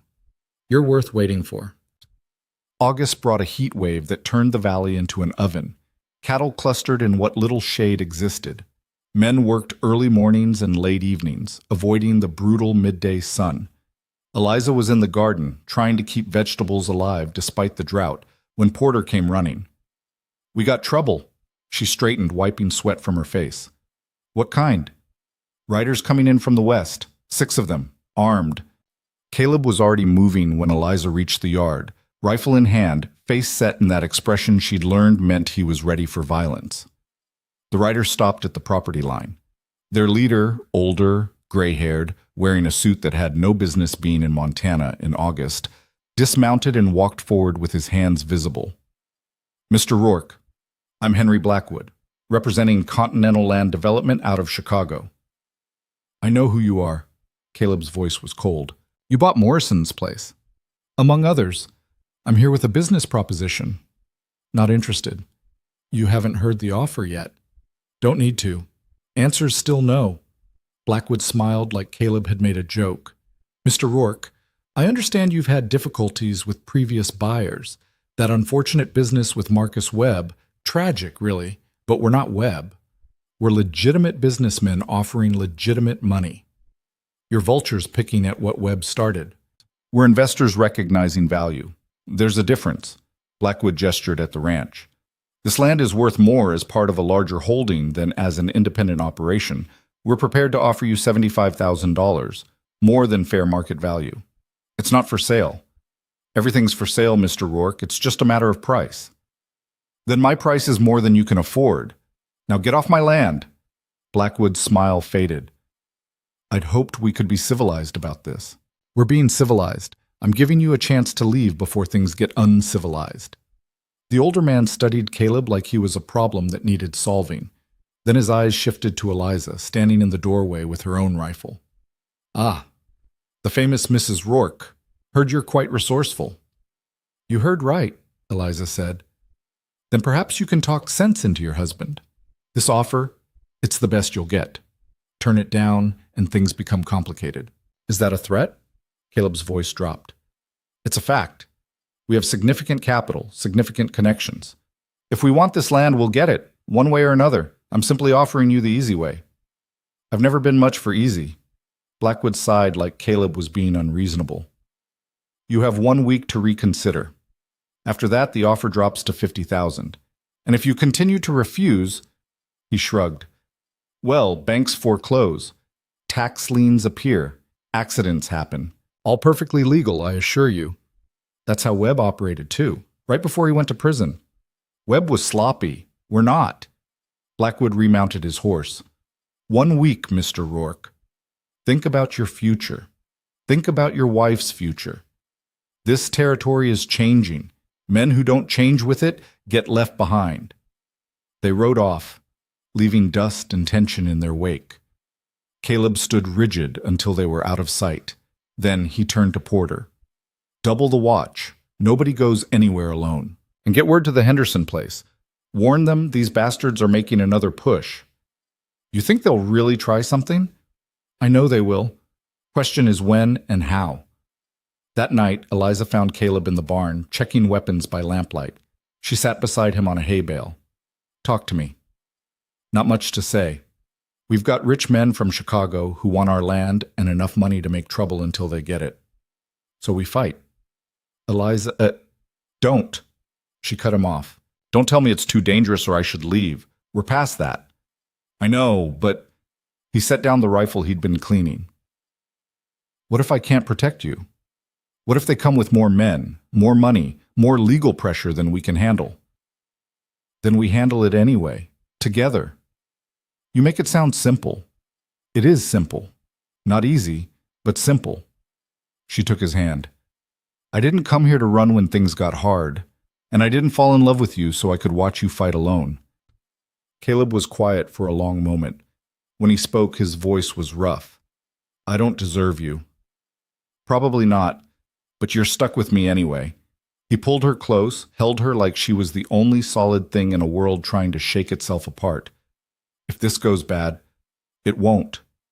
But if it does, if something happens to me, Caleb, stop. Listen. He pulled back enough to look at her. If something happens, the ranch is yours. Everything's in both our names now. Porter knows how to run things. You'll be all right. I don't want the ranch without you. But you'd have it. That's what matters. He touched her face. Promise me. Whatever happens, you survive. You build the life we were supposed to have. Eliza's throat was tight. Nothing's going to happen. Promise me anyway. Fine. I promise. She kissed him hard. But you have to promise me something too. What? That you'll stop planning for the worst and start believing we might actually win this. That got a small smile. I can try. The week passed with agonizing slowness. Every rider in the distance made everyone tense.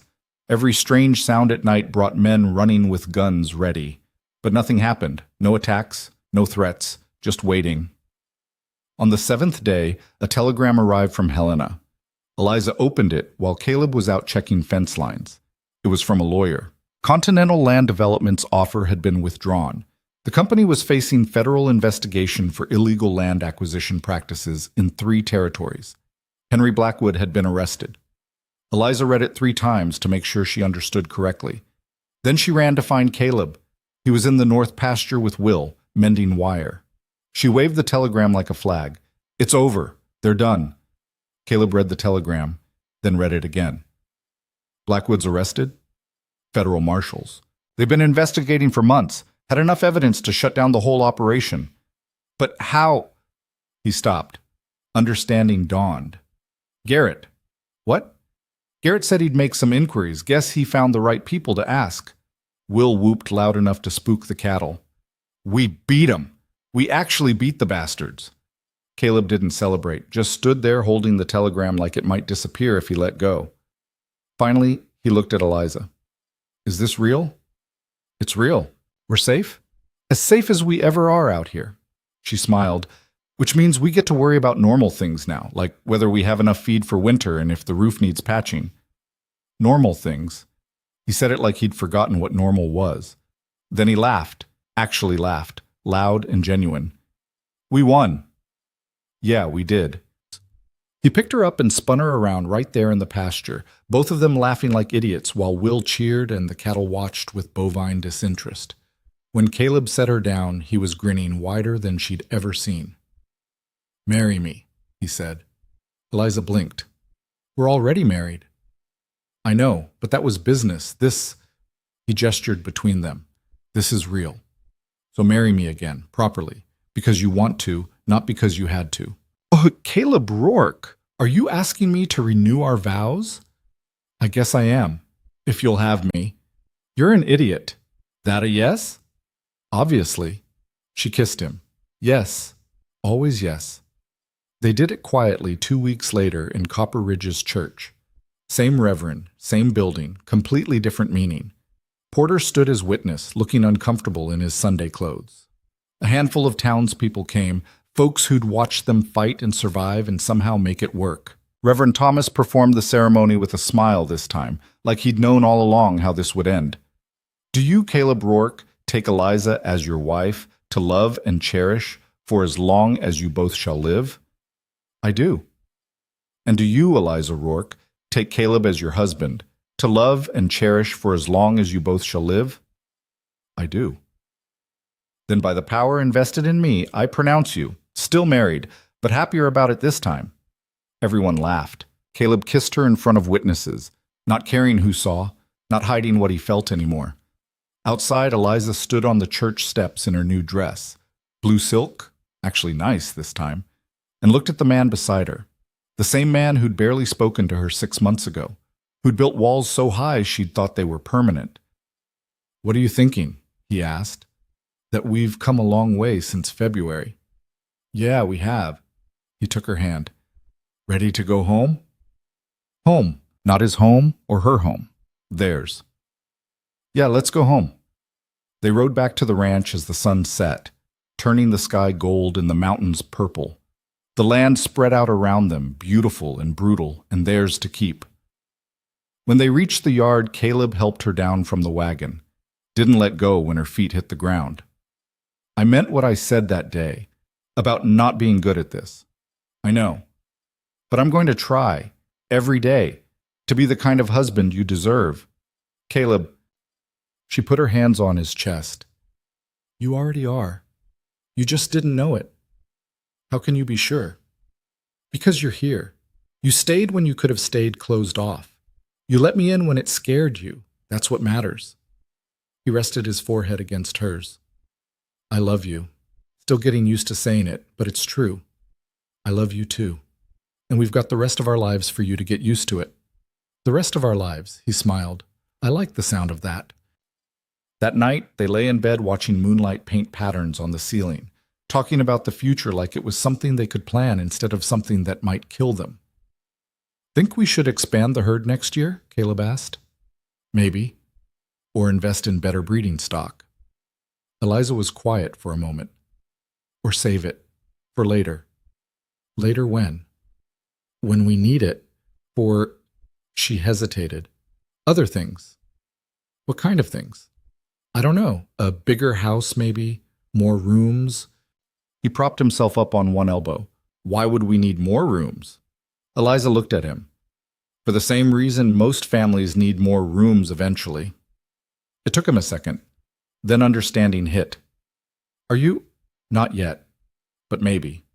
Someday." She touched his face. "If you want that." "If I want—" He laughed quietly. "Eliza, I spent 5 years convinced I'd never have any of this. A wife who loves me. A home that feels like home. And now you're asking if I want more? So that's a yes?" "That's a yes." He kissed her. "To all of it. Whatever comes next, we'll handle it. Together. Together." Outside, the wind picked up, but it wasn't the screaming violence of winter. Just late summer breeze, carrying the smell of grass and cattle and the promise of seasons still to come. Somewhere in the distance, a coyote called. The horses shifted in the barn. Normal sounds, safe sounds. Eliza closed her eyes, listening to Caleb's heartbeat under her ear, and thought about the girl who'd stepped off that stagecoach 6 months ago. Scared, desperate, certain she was making the worst mistake of her life. She'd been wrong. This wasn't a mistake, this was everything. 3 months later, Eliza stood in the kitchen kneading bread dough when the nausea hit. She made it to the basin just in time, retching until there was nothing left. When she straightened, wiping her mouth with shaking hands, she found Porter in the doorway looking concerned. "You all right, Mrs. Rourke?" "Fine. Just something I ate." "Been something you ate for 3 days now." Eliza shot him a look. "You keeping track of when I get sick?" "Hard not to notice when you're running out of here every morning." Porter's weathered face softened. "My Annie was the same way. First 3 months with each of our kids." The words hung there. Eliza had suspected for weeks, but hadn't let herself believe it. Now with Porter watching her with that knowing expression, she couldn't deny it anymore. "Don't tell Caleb," she said quietly. "He's your husband. He should know." "He will, when I'm ready." She went back to the bread dough, needing something to do with her hands. "Just give me time to figure out how to tell him." Porter nodded once. "Your business, but don't wait too long. Man deserves to know he's going to be a father." After he left, Eliza stood alone in the kitchen, hands pressed against her still flat stomach. A baby. Their baby. The idea was terrifying and wonderful in equal measure. She'd come here expecting nothing but survival. Now she was carrying new life in a place that had almost killed her half a dozen times. The universe had a twisted sense of humor. That evening, Caleb came in late, covered in dust from moving cattle to winter pasture. He kissed her hello, still getting used to being able to do that freely, and headed for the washroom. "You look tired," he called over the sound of water running. "I'm fine." "You've been saying that a lot lately." Eliza dried her hands on her apron. "Have I?" He appeared in the doorway, shirt off, water dripping from his hair. 6 months of marriage hadn't made the sight of him any less distracting. "Yeah, Porter mentioned you've been sick in the mornings." Porter needs to mind his own business. Porter's worried. So am I. Caleb moved closer, studying her face. "What's going on?" She could have told him then. Should have. But the words stuck in her throat, tangled up with fear she didn't want to name. "I think I just need more sleep. It's been a long few months." He didn't look convinced, but he didn't push, just pulled her close, and she let herself sink into his warmth, breathing in the smell of leather and sun-heated skin. "You'd tell me if something was wrong?" he asked against her hair. "Yes." "Promise?" "I promise." It wasn't exactly a lie. Nothing was wrong. But it wasn't nothing either, and the longer she waited, the harder it got to find the right words. 2 weeks later, she was certain. Certain enough that she rode into town and saw the doctor, an older woman named Clara Hayes who'd been delivering babies in Montana for 30 years and didn't believe in sugarcoating anything. "You're about 3 months along," Clara said after the examination. "Everything looks healthy, but you're too thin. Need to eat more, rest more." "I rest." "You work yourself to exhaustion and call it rest. I've seen it before in ranch wives. They think they have to prove something." Claire's expression softened. "You've already proven plenty from what I hear. Now you need to take care of yourself and that baby." "How do I tell him?" "Tell who? Your husband?" Clara laughed. "Same way you'd tell him anything else. Open your mouth and let the words out." "It's not that simple." "It never is. But it's not as complicated as you're making it either." The doctor handed her a list of things to avoid, things to eat, signs of trouble to watch for. "Caleb Rourke's a hard man, but he's not cruel. He'll be happy about this." "You think so?" "I know so. Saw him in town last week buying supplies. Man talked about you like you hung the moon. He'll be thrilled." Eliza wanted to believe that. Wanted to think Caleb would hear the news and smile, would see it as a blessing instead of a complication. But a small, scared part of her worried he'd see it as just another thing to protect, another way for the world to hurt him. She rode back to the ranch as the sun set, rehearsing different ways to say it. None of them sounded right. When she got home, Caleb was in the yard talking to Will about a broken fence line. He looked up as she dismounted, and something in his expression shifted. "Where were you?" "Town. Had some things to pick up." "You went alone?" Porter was busy. "I can handle a ride to town, Caleb." He crossed the yard in long strides. "That's not the point. You've been sick. You're exhausted. I'm pregnant." The words came out sharp and sudden, cutting through his lecture. Caleb stopped mid-sentence, mouth still open on whatever he'd been about to say. What? I'm pregnant. About 3 months. I saw the doctor today. She says everything's fine. He just stared at her. Will, standing 10 feet away, made a strangled sound that might have been congratulations and quickly excused himself. Eliza's heart was racing. Say something. You're... Caleb's voice came out rough. We're having a baby? Yes. And you're okay? The baby's okay? We're both fine. Doctor said I need to rest more, eat more, but everything's healthy. He was still staring. Then without warning, he laughed, loud and disbelieving. A baby. We're having a baby. You're not upset? Upset? He closed the distance between them, hands framing her face. Eliza, He stopped, struggling for words. I don't even know what I am. Terrified. Happy. Both at the same time. Me too. Why didn't you tell me sooner? I was scared. Didn't know how you'd react. Did you think I wouldn't want this? I thought... She took a breath. I thought maybe it was too soon, that we'd barely figured out how to be married and now we're adding a baby to it. Caleb's thumb traced her cheekbone. It is too soon. We're nowhere near ready. I don't know the first thing about being a father, and I don't know anything about being a mother. So we'll figure it out, same way we figured out everything else. He pulled her close, careful now, like she might break. Together. Eliza pressed her face against his chest. I'm scared. I know, so am I. His arms tightened around her. But we've survived worse than this. A baby isn't something to survive. No. It's something to protect, something to build a life around. He pulled back enough to look at her. And I'm going to be terrible at it, but I'm going to try anyway. You won't be terrible. You don't know that. Yes, I do, because you care too much to be terrible. She smiled. You might be overprotective and stubborn and completely unreasonable. This is supposed to be encouraging, but you won't be terrible. He kissed her then, slow and careful, like she was made of something precious. When he pulled back, his eyes were wet. A baby, he said again, like he was still trying to believe it. Our baby. Our baby. That night, lying in bed with Caleb's hand resting on her stomach where nothing showed yet, Eliza felt something shift. The fear was still there, but underneath it was something else. Hope. Real, tangible hope for a future that extended beyond just surviving. Winter came hard that year. Early snow in November that didn't stop until March. The men worked in shifts keeping cattle alive, breaking ice on water troughs, hauling feed through drifts higher than a horse's belly. Eliza's pregnancy progressed despite the brutal weather. By January, she was showing enough that hiding it was pointless. The men treated her like spun glass, which drove her crazy. I'm pregnant, not dying, she snapped at Will when he tried to take a basket of laundry from her hands. Yes, ma'am. But if something happens to you, Caleb will kill us all. So please, just let me carry the heavy things. Caleb was worse. He hovered constantly, watching her like she might collapse at any moment. When she climbed stairs, he was behind her.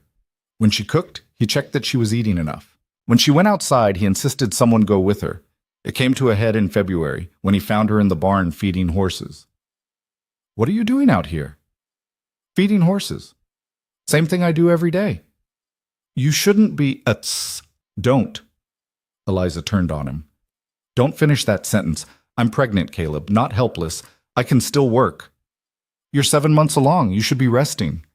I've been resting. I'm going insane from resting. That's not... Yes, it is. You've been treating me like I'm made of glass for 3 months. I appreciate that you're worried, but I need you to trust that I know my own limits. Caleb's jaw tightened. What if something goes wrong? Then we deal with it. But wrapping me in cotton and locking me in the house isn't going to prevent anything. You don't know that. And you don't know that hovering constantly is going to keep me safe. She softened her voice. I love that you care. But you have to let me live, Caleb. Even pregnant. I'm still me. He was quiet for a long moment, finally nodded. You're right. I'm being overprotective? I was going to say careful, but yeah, overprotective works too. He ran a hand through his hair. I just keep thinking about everything that could go wrong. So do I. Every day. But I can't live in that fear, and neither can you. How do you do it? How do you not let it consume you? Eliza moved closer, took his hand and placed it on her swollen stomach. Because I have to believe this works out. That we get to meet this baby and watch them grow and mess up being parents together. If I didn't believe that, I'd go crazy. Under his palm, the baby kicked, strong enough that Caleb's eyes went wide. That's your child, telling you to calm down. He laughed quietly. Already got your stubbornness. Good. They'll need it in this family. March brought the first real warmth. Snow melted into mud that made everything twice as hard, but at least the temperature climbed above freezing. Eliza was huge now, uncomfortable, ready to be done with pregnancy even though the doctor said she had another month to go. She was hanging laundry when the first pain hit.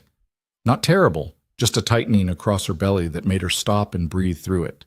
When it passed, she went back to work. An hour later, another one. Stronger this time. By afternoon, she was timing them, 15 minutes apart, then 12, then 10. Porter found her in the kitchen, gripping the counter and breathing hard. Mrs. Rourke? I'm fine, just... Another contraction cut her off. When it passed, she straightened. Where's Caleb? North pasture, won't be back until evening. Send someone to get him, now. Porter's eyes went wide. The baby? The baby's coming early, and you need to ride for the doctor, fast. Everything happened quickly after that. Porter sent Will racing for town while James rode to find Caleb. The other men hovered anxiously until Eliza ordered them back to work. I'm not giving birth in front of an audience. Get out. She made it upstairs to the bedroom before the contractions got too bad to walk through, tried to remember everything Clara had told her about labor. Breathe, move, don't fight it. Easy to say when you're not the one in agony. Caleb arrived an hour later, bursting through the door, wild-eyed and terrified. Eliza! I'm upstairs and I'm fine, so stop looking like that. He took the stairs 3 at a time, found her pacing the bedroom, one hand on her back. The baby's coming. I can see that. He moved to her side. What do you need? The doctor, who's still an hour away at least. Another contraction hit. Eliza grabbed Caleb's arm, squeezing hard enough to hurt. When it passed, she was breathing heavy. This is happening faster than it's supposed to. How much faster? I don't know. I've never done this before. For the first time since she'd met him, Caleb looked completely out of his depth. What do I do? Don't panic. I'm not panicking. You're absolutely panicking. Despite the pain, Eliza almost smiled. It's okay. I'm panicking too. The next 2 hours were a blur of pain and pressure and Caleb's steady presence beside her. He held her hand, let her curse at him, didn't flinch when she squeezed hard enough to leave bruises. I can see the head, he said at one point, voice shaking. What? The baby. I can see. Eliza, you need to push. I am pushing. Then push harder. You want to trade places? If I could, I would. The doctor finally arrived just as Eliza thought she couldn't take another second. Clara Hayes bustled in, took one look at the situation, and snapped into action. How long between contractions? Couple minutes, Caleb said. And you've been pushing? Yes, Eliza gasped. Good. Keep doing that. You're almost there. Almost turned out to be another 40 minutes of the hardest work Eliza had ever done. But finally, the baby came, sliding into the world screaming and angry and perfect. It's a girl, Clara announced, holding up the tiny red-faced bundle. Small but healthy. Caleb was crying. Eliza realized she was too. Clara cleaned the baby quickly, wrapped her in a blanket, and placed her in Eliza's arms. Say hello to your daughter. The baby was tiny, impossibly small, with dark hair and Caleb's eyes and lungs that worked just fine based on the volume of her crying. She's perfect, Eliza whispered. Caleb touched the baby's tiny hand with one finger, and she immediately gripped it. What do we call her? They discussed names but never settled on anything. Now, looking at the fierce little creature in her arms, Eliza knew. Grace, because we survived long enough to meet her. Grace Rourke. Caleb tested the name, smiled. Yeah, that's perfect. Clara finished her work, gave Eliza instructions for recovery, and promised to check back in a few days. After she left, it was just the 3 of them, Caleb, Eliza, and the tiny person who'd changed everything. I don't know what I'm doing, Caleb said quietly. Neither do I. She's so small. What if I hurt her? You won't. How do you know? Because you're terrified of hurting her. That's a good start. Eliza adjusted the baby in her arms. We'll figure it out, same as everything else. Grace chose that moment to stop crying, blinking up at them with dark, unfocused eyes. Caleb made a sound that might have been a laugh or a sob. She's looking at me. That's generally what babies do. No, I mean... He stopped, shook his head. I thought I'd lost everything when Thomas died. Thought there was nothing left worth protecting. But this... He touched Grace's tiny hand again. This is everything. Eliza leaned against him, exhausted and sore and happier than she'd ever been. We made it. Through everything, we made it to this. Yeah, we did. The first weeks with a newborn were brutal. Grace had strong opinions about sleeping. Specifically, she didn't want to, and expressed those opinions loudly and frequently. Eliza spent her days in a fog of exhaustion, feeding and changing and trying to get the baby to sleep for more than an hour at a time. Caleb helped more than she'd expected. Got up for night feedings, walked Grace around the house when she was fussy, figured out that she liked being held against his chest where she could hear his heartbeat. You're good at this, Eliza said one night, watching him pace with the baby. I'm winging it. So am I, but you're still good at it. He looked down at Grace, now finally sleeping against his shoulder. She's so trusting. Just assumes we know what we're doing. Fake it till we make it. That the plan? That's always been the plan. Spring arrived properly in April, turning the valley green and bringing new life to everything. The men worked longer days now that the weather allowed. The herd expanded. The ranch that had nearly been lost a year ago was thriving. Porter's wife Annie came out from town to help with the baby, showing Eliza tricks she'd learned with her own 3 children. Will started teaching James to read using the same methods Eliza had taught him. Life settled into a rhythm that felt almost normal. One evening in May, Eliza stood on the porch with Grace in her arms, watching the sun set over the mountains. Caleb came up behind her, wrapped his arms around both of them. Thinking about something? He asked. Just how far we've come. This time last year I was terrified. Didn't know if we'd survive the attacks, didn't know if the ranch would make it, didn't know if we'd make it. And now? Now I'm still terrified sometimes. But it's different, better. She leaned back against him. We built something real here. We did. You did. No, we did it together. She turned to look at him. I couldn't have done any of this without you. You're tougher than you think. Maybe, but I'm glad I didn't have to be tough alone. Grace stirred in her arms, making the tiny snuffling sounds that meant she'd wake up hungry soon. Caleb reached over, stroked her soft hair with a gentleness that still surprised Eliza sometimes. You ever regret it? He asked. Coming here? Marrying a stranger? Not once. You? Not even close. He kissed the top of Eliza's head. You gave me my life back. Didn't even know I'd lost it until you showed up and reminded me what living was supposed to feel like. Pretty sure you did the same for me. Then I guess we're even. They stood there as the sun disappeared and stars started appearing, the 3 of them together in the home they'd fought for and earned. Summer passed in a blur of work and watching Grace grow. She smiled for the first time in June, laughed in July, started trying to roll over in August. Every milestone felt like a miracle Eliza hadn't known to hope for. The ranch prospered. They expanded operations, hired 2 more men, bought better breeding stock. The land that had almost destroyed them was giving back now, rewarding their stubbornness with success. In September, they got word that Marcus Webb had died in prison. Heart attack, the telegram said. Eliza felt nothing about it except relief that one more threat was gone. Morrison sold his ranch to a family from Ohio and moved to California. The new neighbors, the Pritchards, were kind people who didn't believe in range wars or intimidation. Life, impossibly, got easier. One night in October, after Grace had finally gone to sleep and the house was quiet, Eliza found Caleb in his office updating the account books. We're doing well, he said, showing her the numbers. Better than we've ever done. Good, means we can afford that addition you've been planning. Don't need it yet. Grace is fine in our room.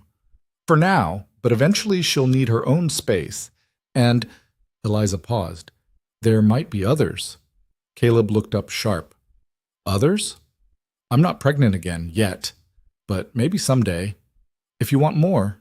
He set down his pen. Do you want more? I think so. Grace shouldn't grow up alone out here. She should have siblings, family.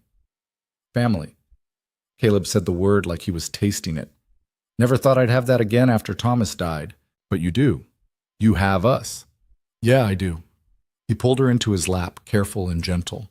You know what the best part of all this is? What?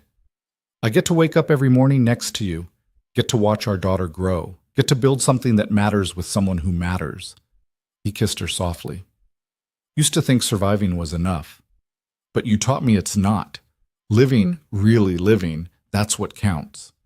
And are you living? Every day, because of you. Eliza rested her head on his shoulder, breathing in the familiar smell of him. I love you. I love you too. More than I thought I was capable of loving anything. That's because you're not as hard as you pretend to be. Don't tell anyone, got a reputation to maintain. She laughed. Your secret's safe with me. Winter came again, but this time Eliza was ready for it. Had a year's experience under her belt now. Knew what to expect, how to prepare, how to keep everyone alive through the brutal months. Christmas was quiet but warm. They celebrated in the main house with all the ranch hands. Everyone crowded around the table for a meal that took Eliza and Annie 2 days to prepare. Grace, now 9 months old, charmed everyone by laughing at Porter's beard and trying to grab Will's nose. This is good, Will said at one point, looking around the table. Feels like family. That's because it is family, Caleb said. All of us. That night, after everyone had gone back to the bunkhouse and Grace was asleep, Caleb and Eliza sat by the fire. Best Christmas I've ever had, he said. Better than when you were a kid? My parents died when I was young. Thomas and I mostly worked through the holidays. Never had time for celebrations. Then we'll make up for it. Make new traditions. I'd like that. They sat in comfortable silence, watching flames dance in the fireplace. Outside, snow was falling again, blanketing the world in quiet. You ever think about that first day? Eliza asked. When I got off the stagecoach? Sometimes. You looked so out of place, so terrified. I was terrified. But you didn't run. Could have. Should have, probably. But you stayed. Didn't have anywhere else to go. That's not why you stayed. He looked at her. You stayed because you're stubborn. Because you decided this was going to work and refused to accept any other outcome. Is that what I did? That's exactly what you did. And it's one of the things I love most about you. What are the other things? How much time you got? She smiled. The rest of our lives, remember? The rest of our lives. He pulled her closer. Yeah, that'll be enough time. Spring arrived again, bringing with it the annual chaos of new calves and fence repairs and all the work that came with a ranch this size. But this year felt different, easier somehow, like they'd finally figured out the rhythm of this place. Grace took her first steps in April, stumbling across the kitchen floor into Caleb's waiting arms. He picked her up, spun her around, both of them laughing. Did you see that? He called to Eliza. I saw. Our daughter's walking. She's going to be running by summer, causing trouble by fall. Takes after her father. Hey, I don't cause trouble. You are trouble. There's a difference. In May, they hosted their first proper gathering, invited the Pritchards and a few families from town for a celebration of nothing in particular. Just community, connection, the kind of thing Eliza had missed from her old life but hadn't thought possible in Montana. She stood on the porch watching children play in the yard, watching Caleb talk to neighbors, like socializing wasn't painful, watching Grace toddle between people with fearless confidence. Annie came up beside her. You've built something special here. We got lucky. Luck had nothing to do with it. You and Caleb fought for this, earned it. I guess we did. And you're happy? Eliza considered the question. Happy felt like too small a word for what she felt. Content, maybe. Fulfilled, like she'd finally found the place she was supposed to be. Yeah, I'm happy. That night, after everyone had left and Grace was asleep, Eliza and Caleb walked out to the ridge overlooking the valley. The same ridge where she'd first seen the ranch, back when it had just been a collection of buildings and not a home. "It's beautiful," she said. "It is." But Caleb wasn't looking at the valley. He was looking at her. "Thank you." "For what?" "For taking a chance on this. On me. For staying when things got hard." "Where else would I go?" "Anywhere. Could have gone anywhere. But you chose here." "I chose you." She took his hand. "Best decision I ever made. Even when I was impossible. Especially when you were impossible. Meant you cared enough to be difficult." He laughed. "That's one way to look at it." They stood there as the sun set, painting the sky in shades of gold and red. In the distance, cattle grazed peacefully. Closer, smoke rose from the bunkhouse chimney. Somewhere inside their house, their daughter slept safely. Everything they'd fought for, everything they'd almost lost, all of it spread out before them, real and solid, and theirs. "You know what I realized?" Caleb said. "What?" "When you first got here, I told you this was about survival, that we'd help each other survive. And that was enough." "I remember. I was wrong. It was never about survival. It was about finding someone worth living for." He turned to face her fully. "You gave me that. Gave me a reason to care about tomorrow instead of just getting through today. You did the same for me. Then I guess we saved each other." "Yeah, I guess we did." Years passed. Grace grew into a wild, fearless child who rode horses before she could properly walk and knew every inch of the ranch like it was written in her bones. They added 2 more children, a boy named Thomas after Caleb's brother, and another girl they called Sarah, who had Eliza's stubborn streak and Caleb's temper. The ranch expanded until it was one of the most successful operations in the territory. They built a bigger house, hired more men, became the kind of established family that new settlers looked to for guidance. But through all of it, the core remained the same. Caleb and Eliza, fighting side by side, building something that mattered. On their 10th anniversary, they stood in the same church where they'd married twice. Reverend Thomas was older now, more gray, but his smile was just as genuine. 10 years, he said. "Didn't think you'd make it 10 days when you first walked in here." "To be fair," Eliza said, "neither did we." "But you proved me wrong, proved everyone wrong." Thomas looked between them. "You know what the secret is?" "What?" Caleb asked. "You never stopped fighting for each other, even when it was hard. Especially when it was hard." After the ceremony, a renewal of vows that actually meant something this time, they rode back to the ranch. The children were with Annie in town, giving Caleb and Eliza a rare evening alone. They sat on the porch as the sun set, same as they'd done countless times before. "You ever miss Boston?" Caleb asked. "Not even a little bit. You ever miss the life you had before I showed up?" "What life?" "I was existing, not living." He pulled her closer.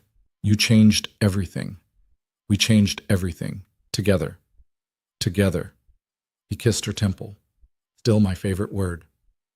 Eliza looked out at the land they'd built their life on, at the mountains that had seemed so brutal and foreign when she'd first arrived, at the endless sky that had terrified her with its emptiness. None of it seemed brutal anymore. It was home, real, solid home. "You know what's funny?" she said. "What?" "I came here with nothing, absolutely nothing, and now I have everything I never knew I wanted. That make you happy?" "Happier than I thought possible." She turned to look at him. "You?" "Happiest I've ever been, and I'm going to spend the rest of my life making sure you know that." "That's a long commitment." "Good thing I'm committed." They sat there as stars appeared one by one, filling the sky with light. Somewhere in the distance, a coyote called. The horses shifted in the barn. Normal sounds. Home sounds. And 2 people who'd started as desperate strangers sat together in the life they'd built, knowing they'd conquered something far harder than the brutal Montana frontier. They'd conquered fear, conquered loneliness, conquered the belief that survival was the best they could hope for. And in doing so, they'd found something neither had expected. Not just love, but a future worth fighting for, a home worth defending, a life worth living, together.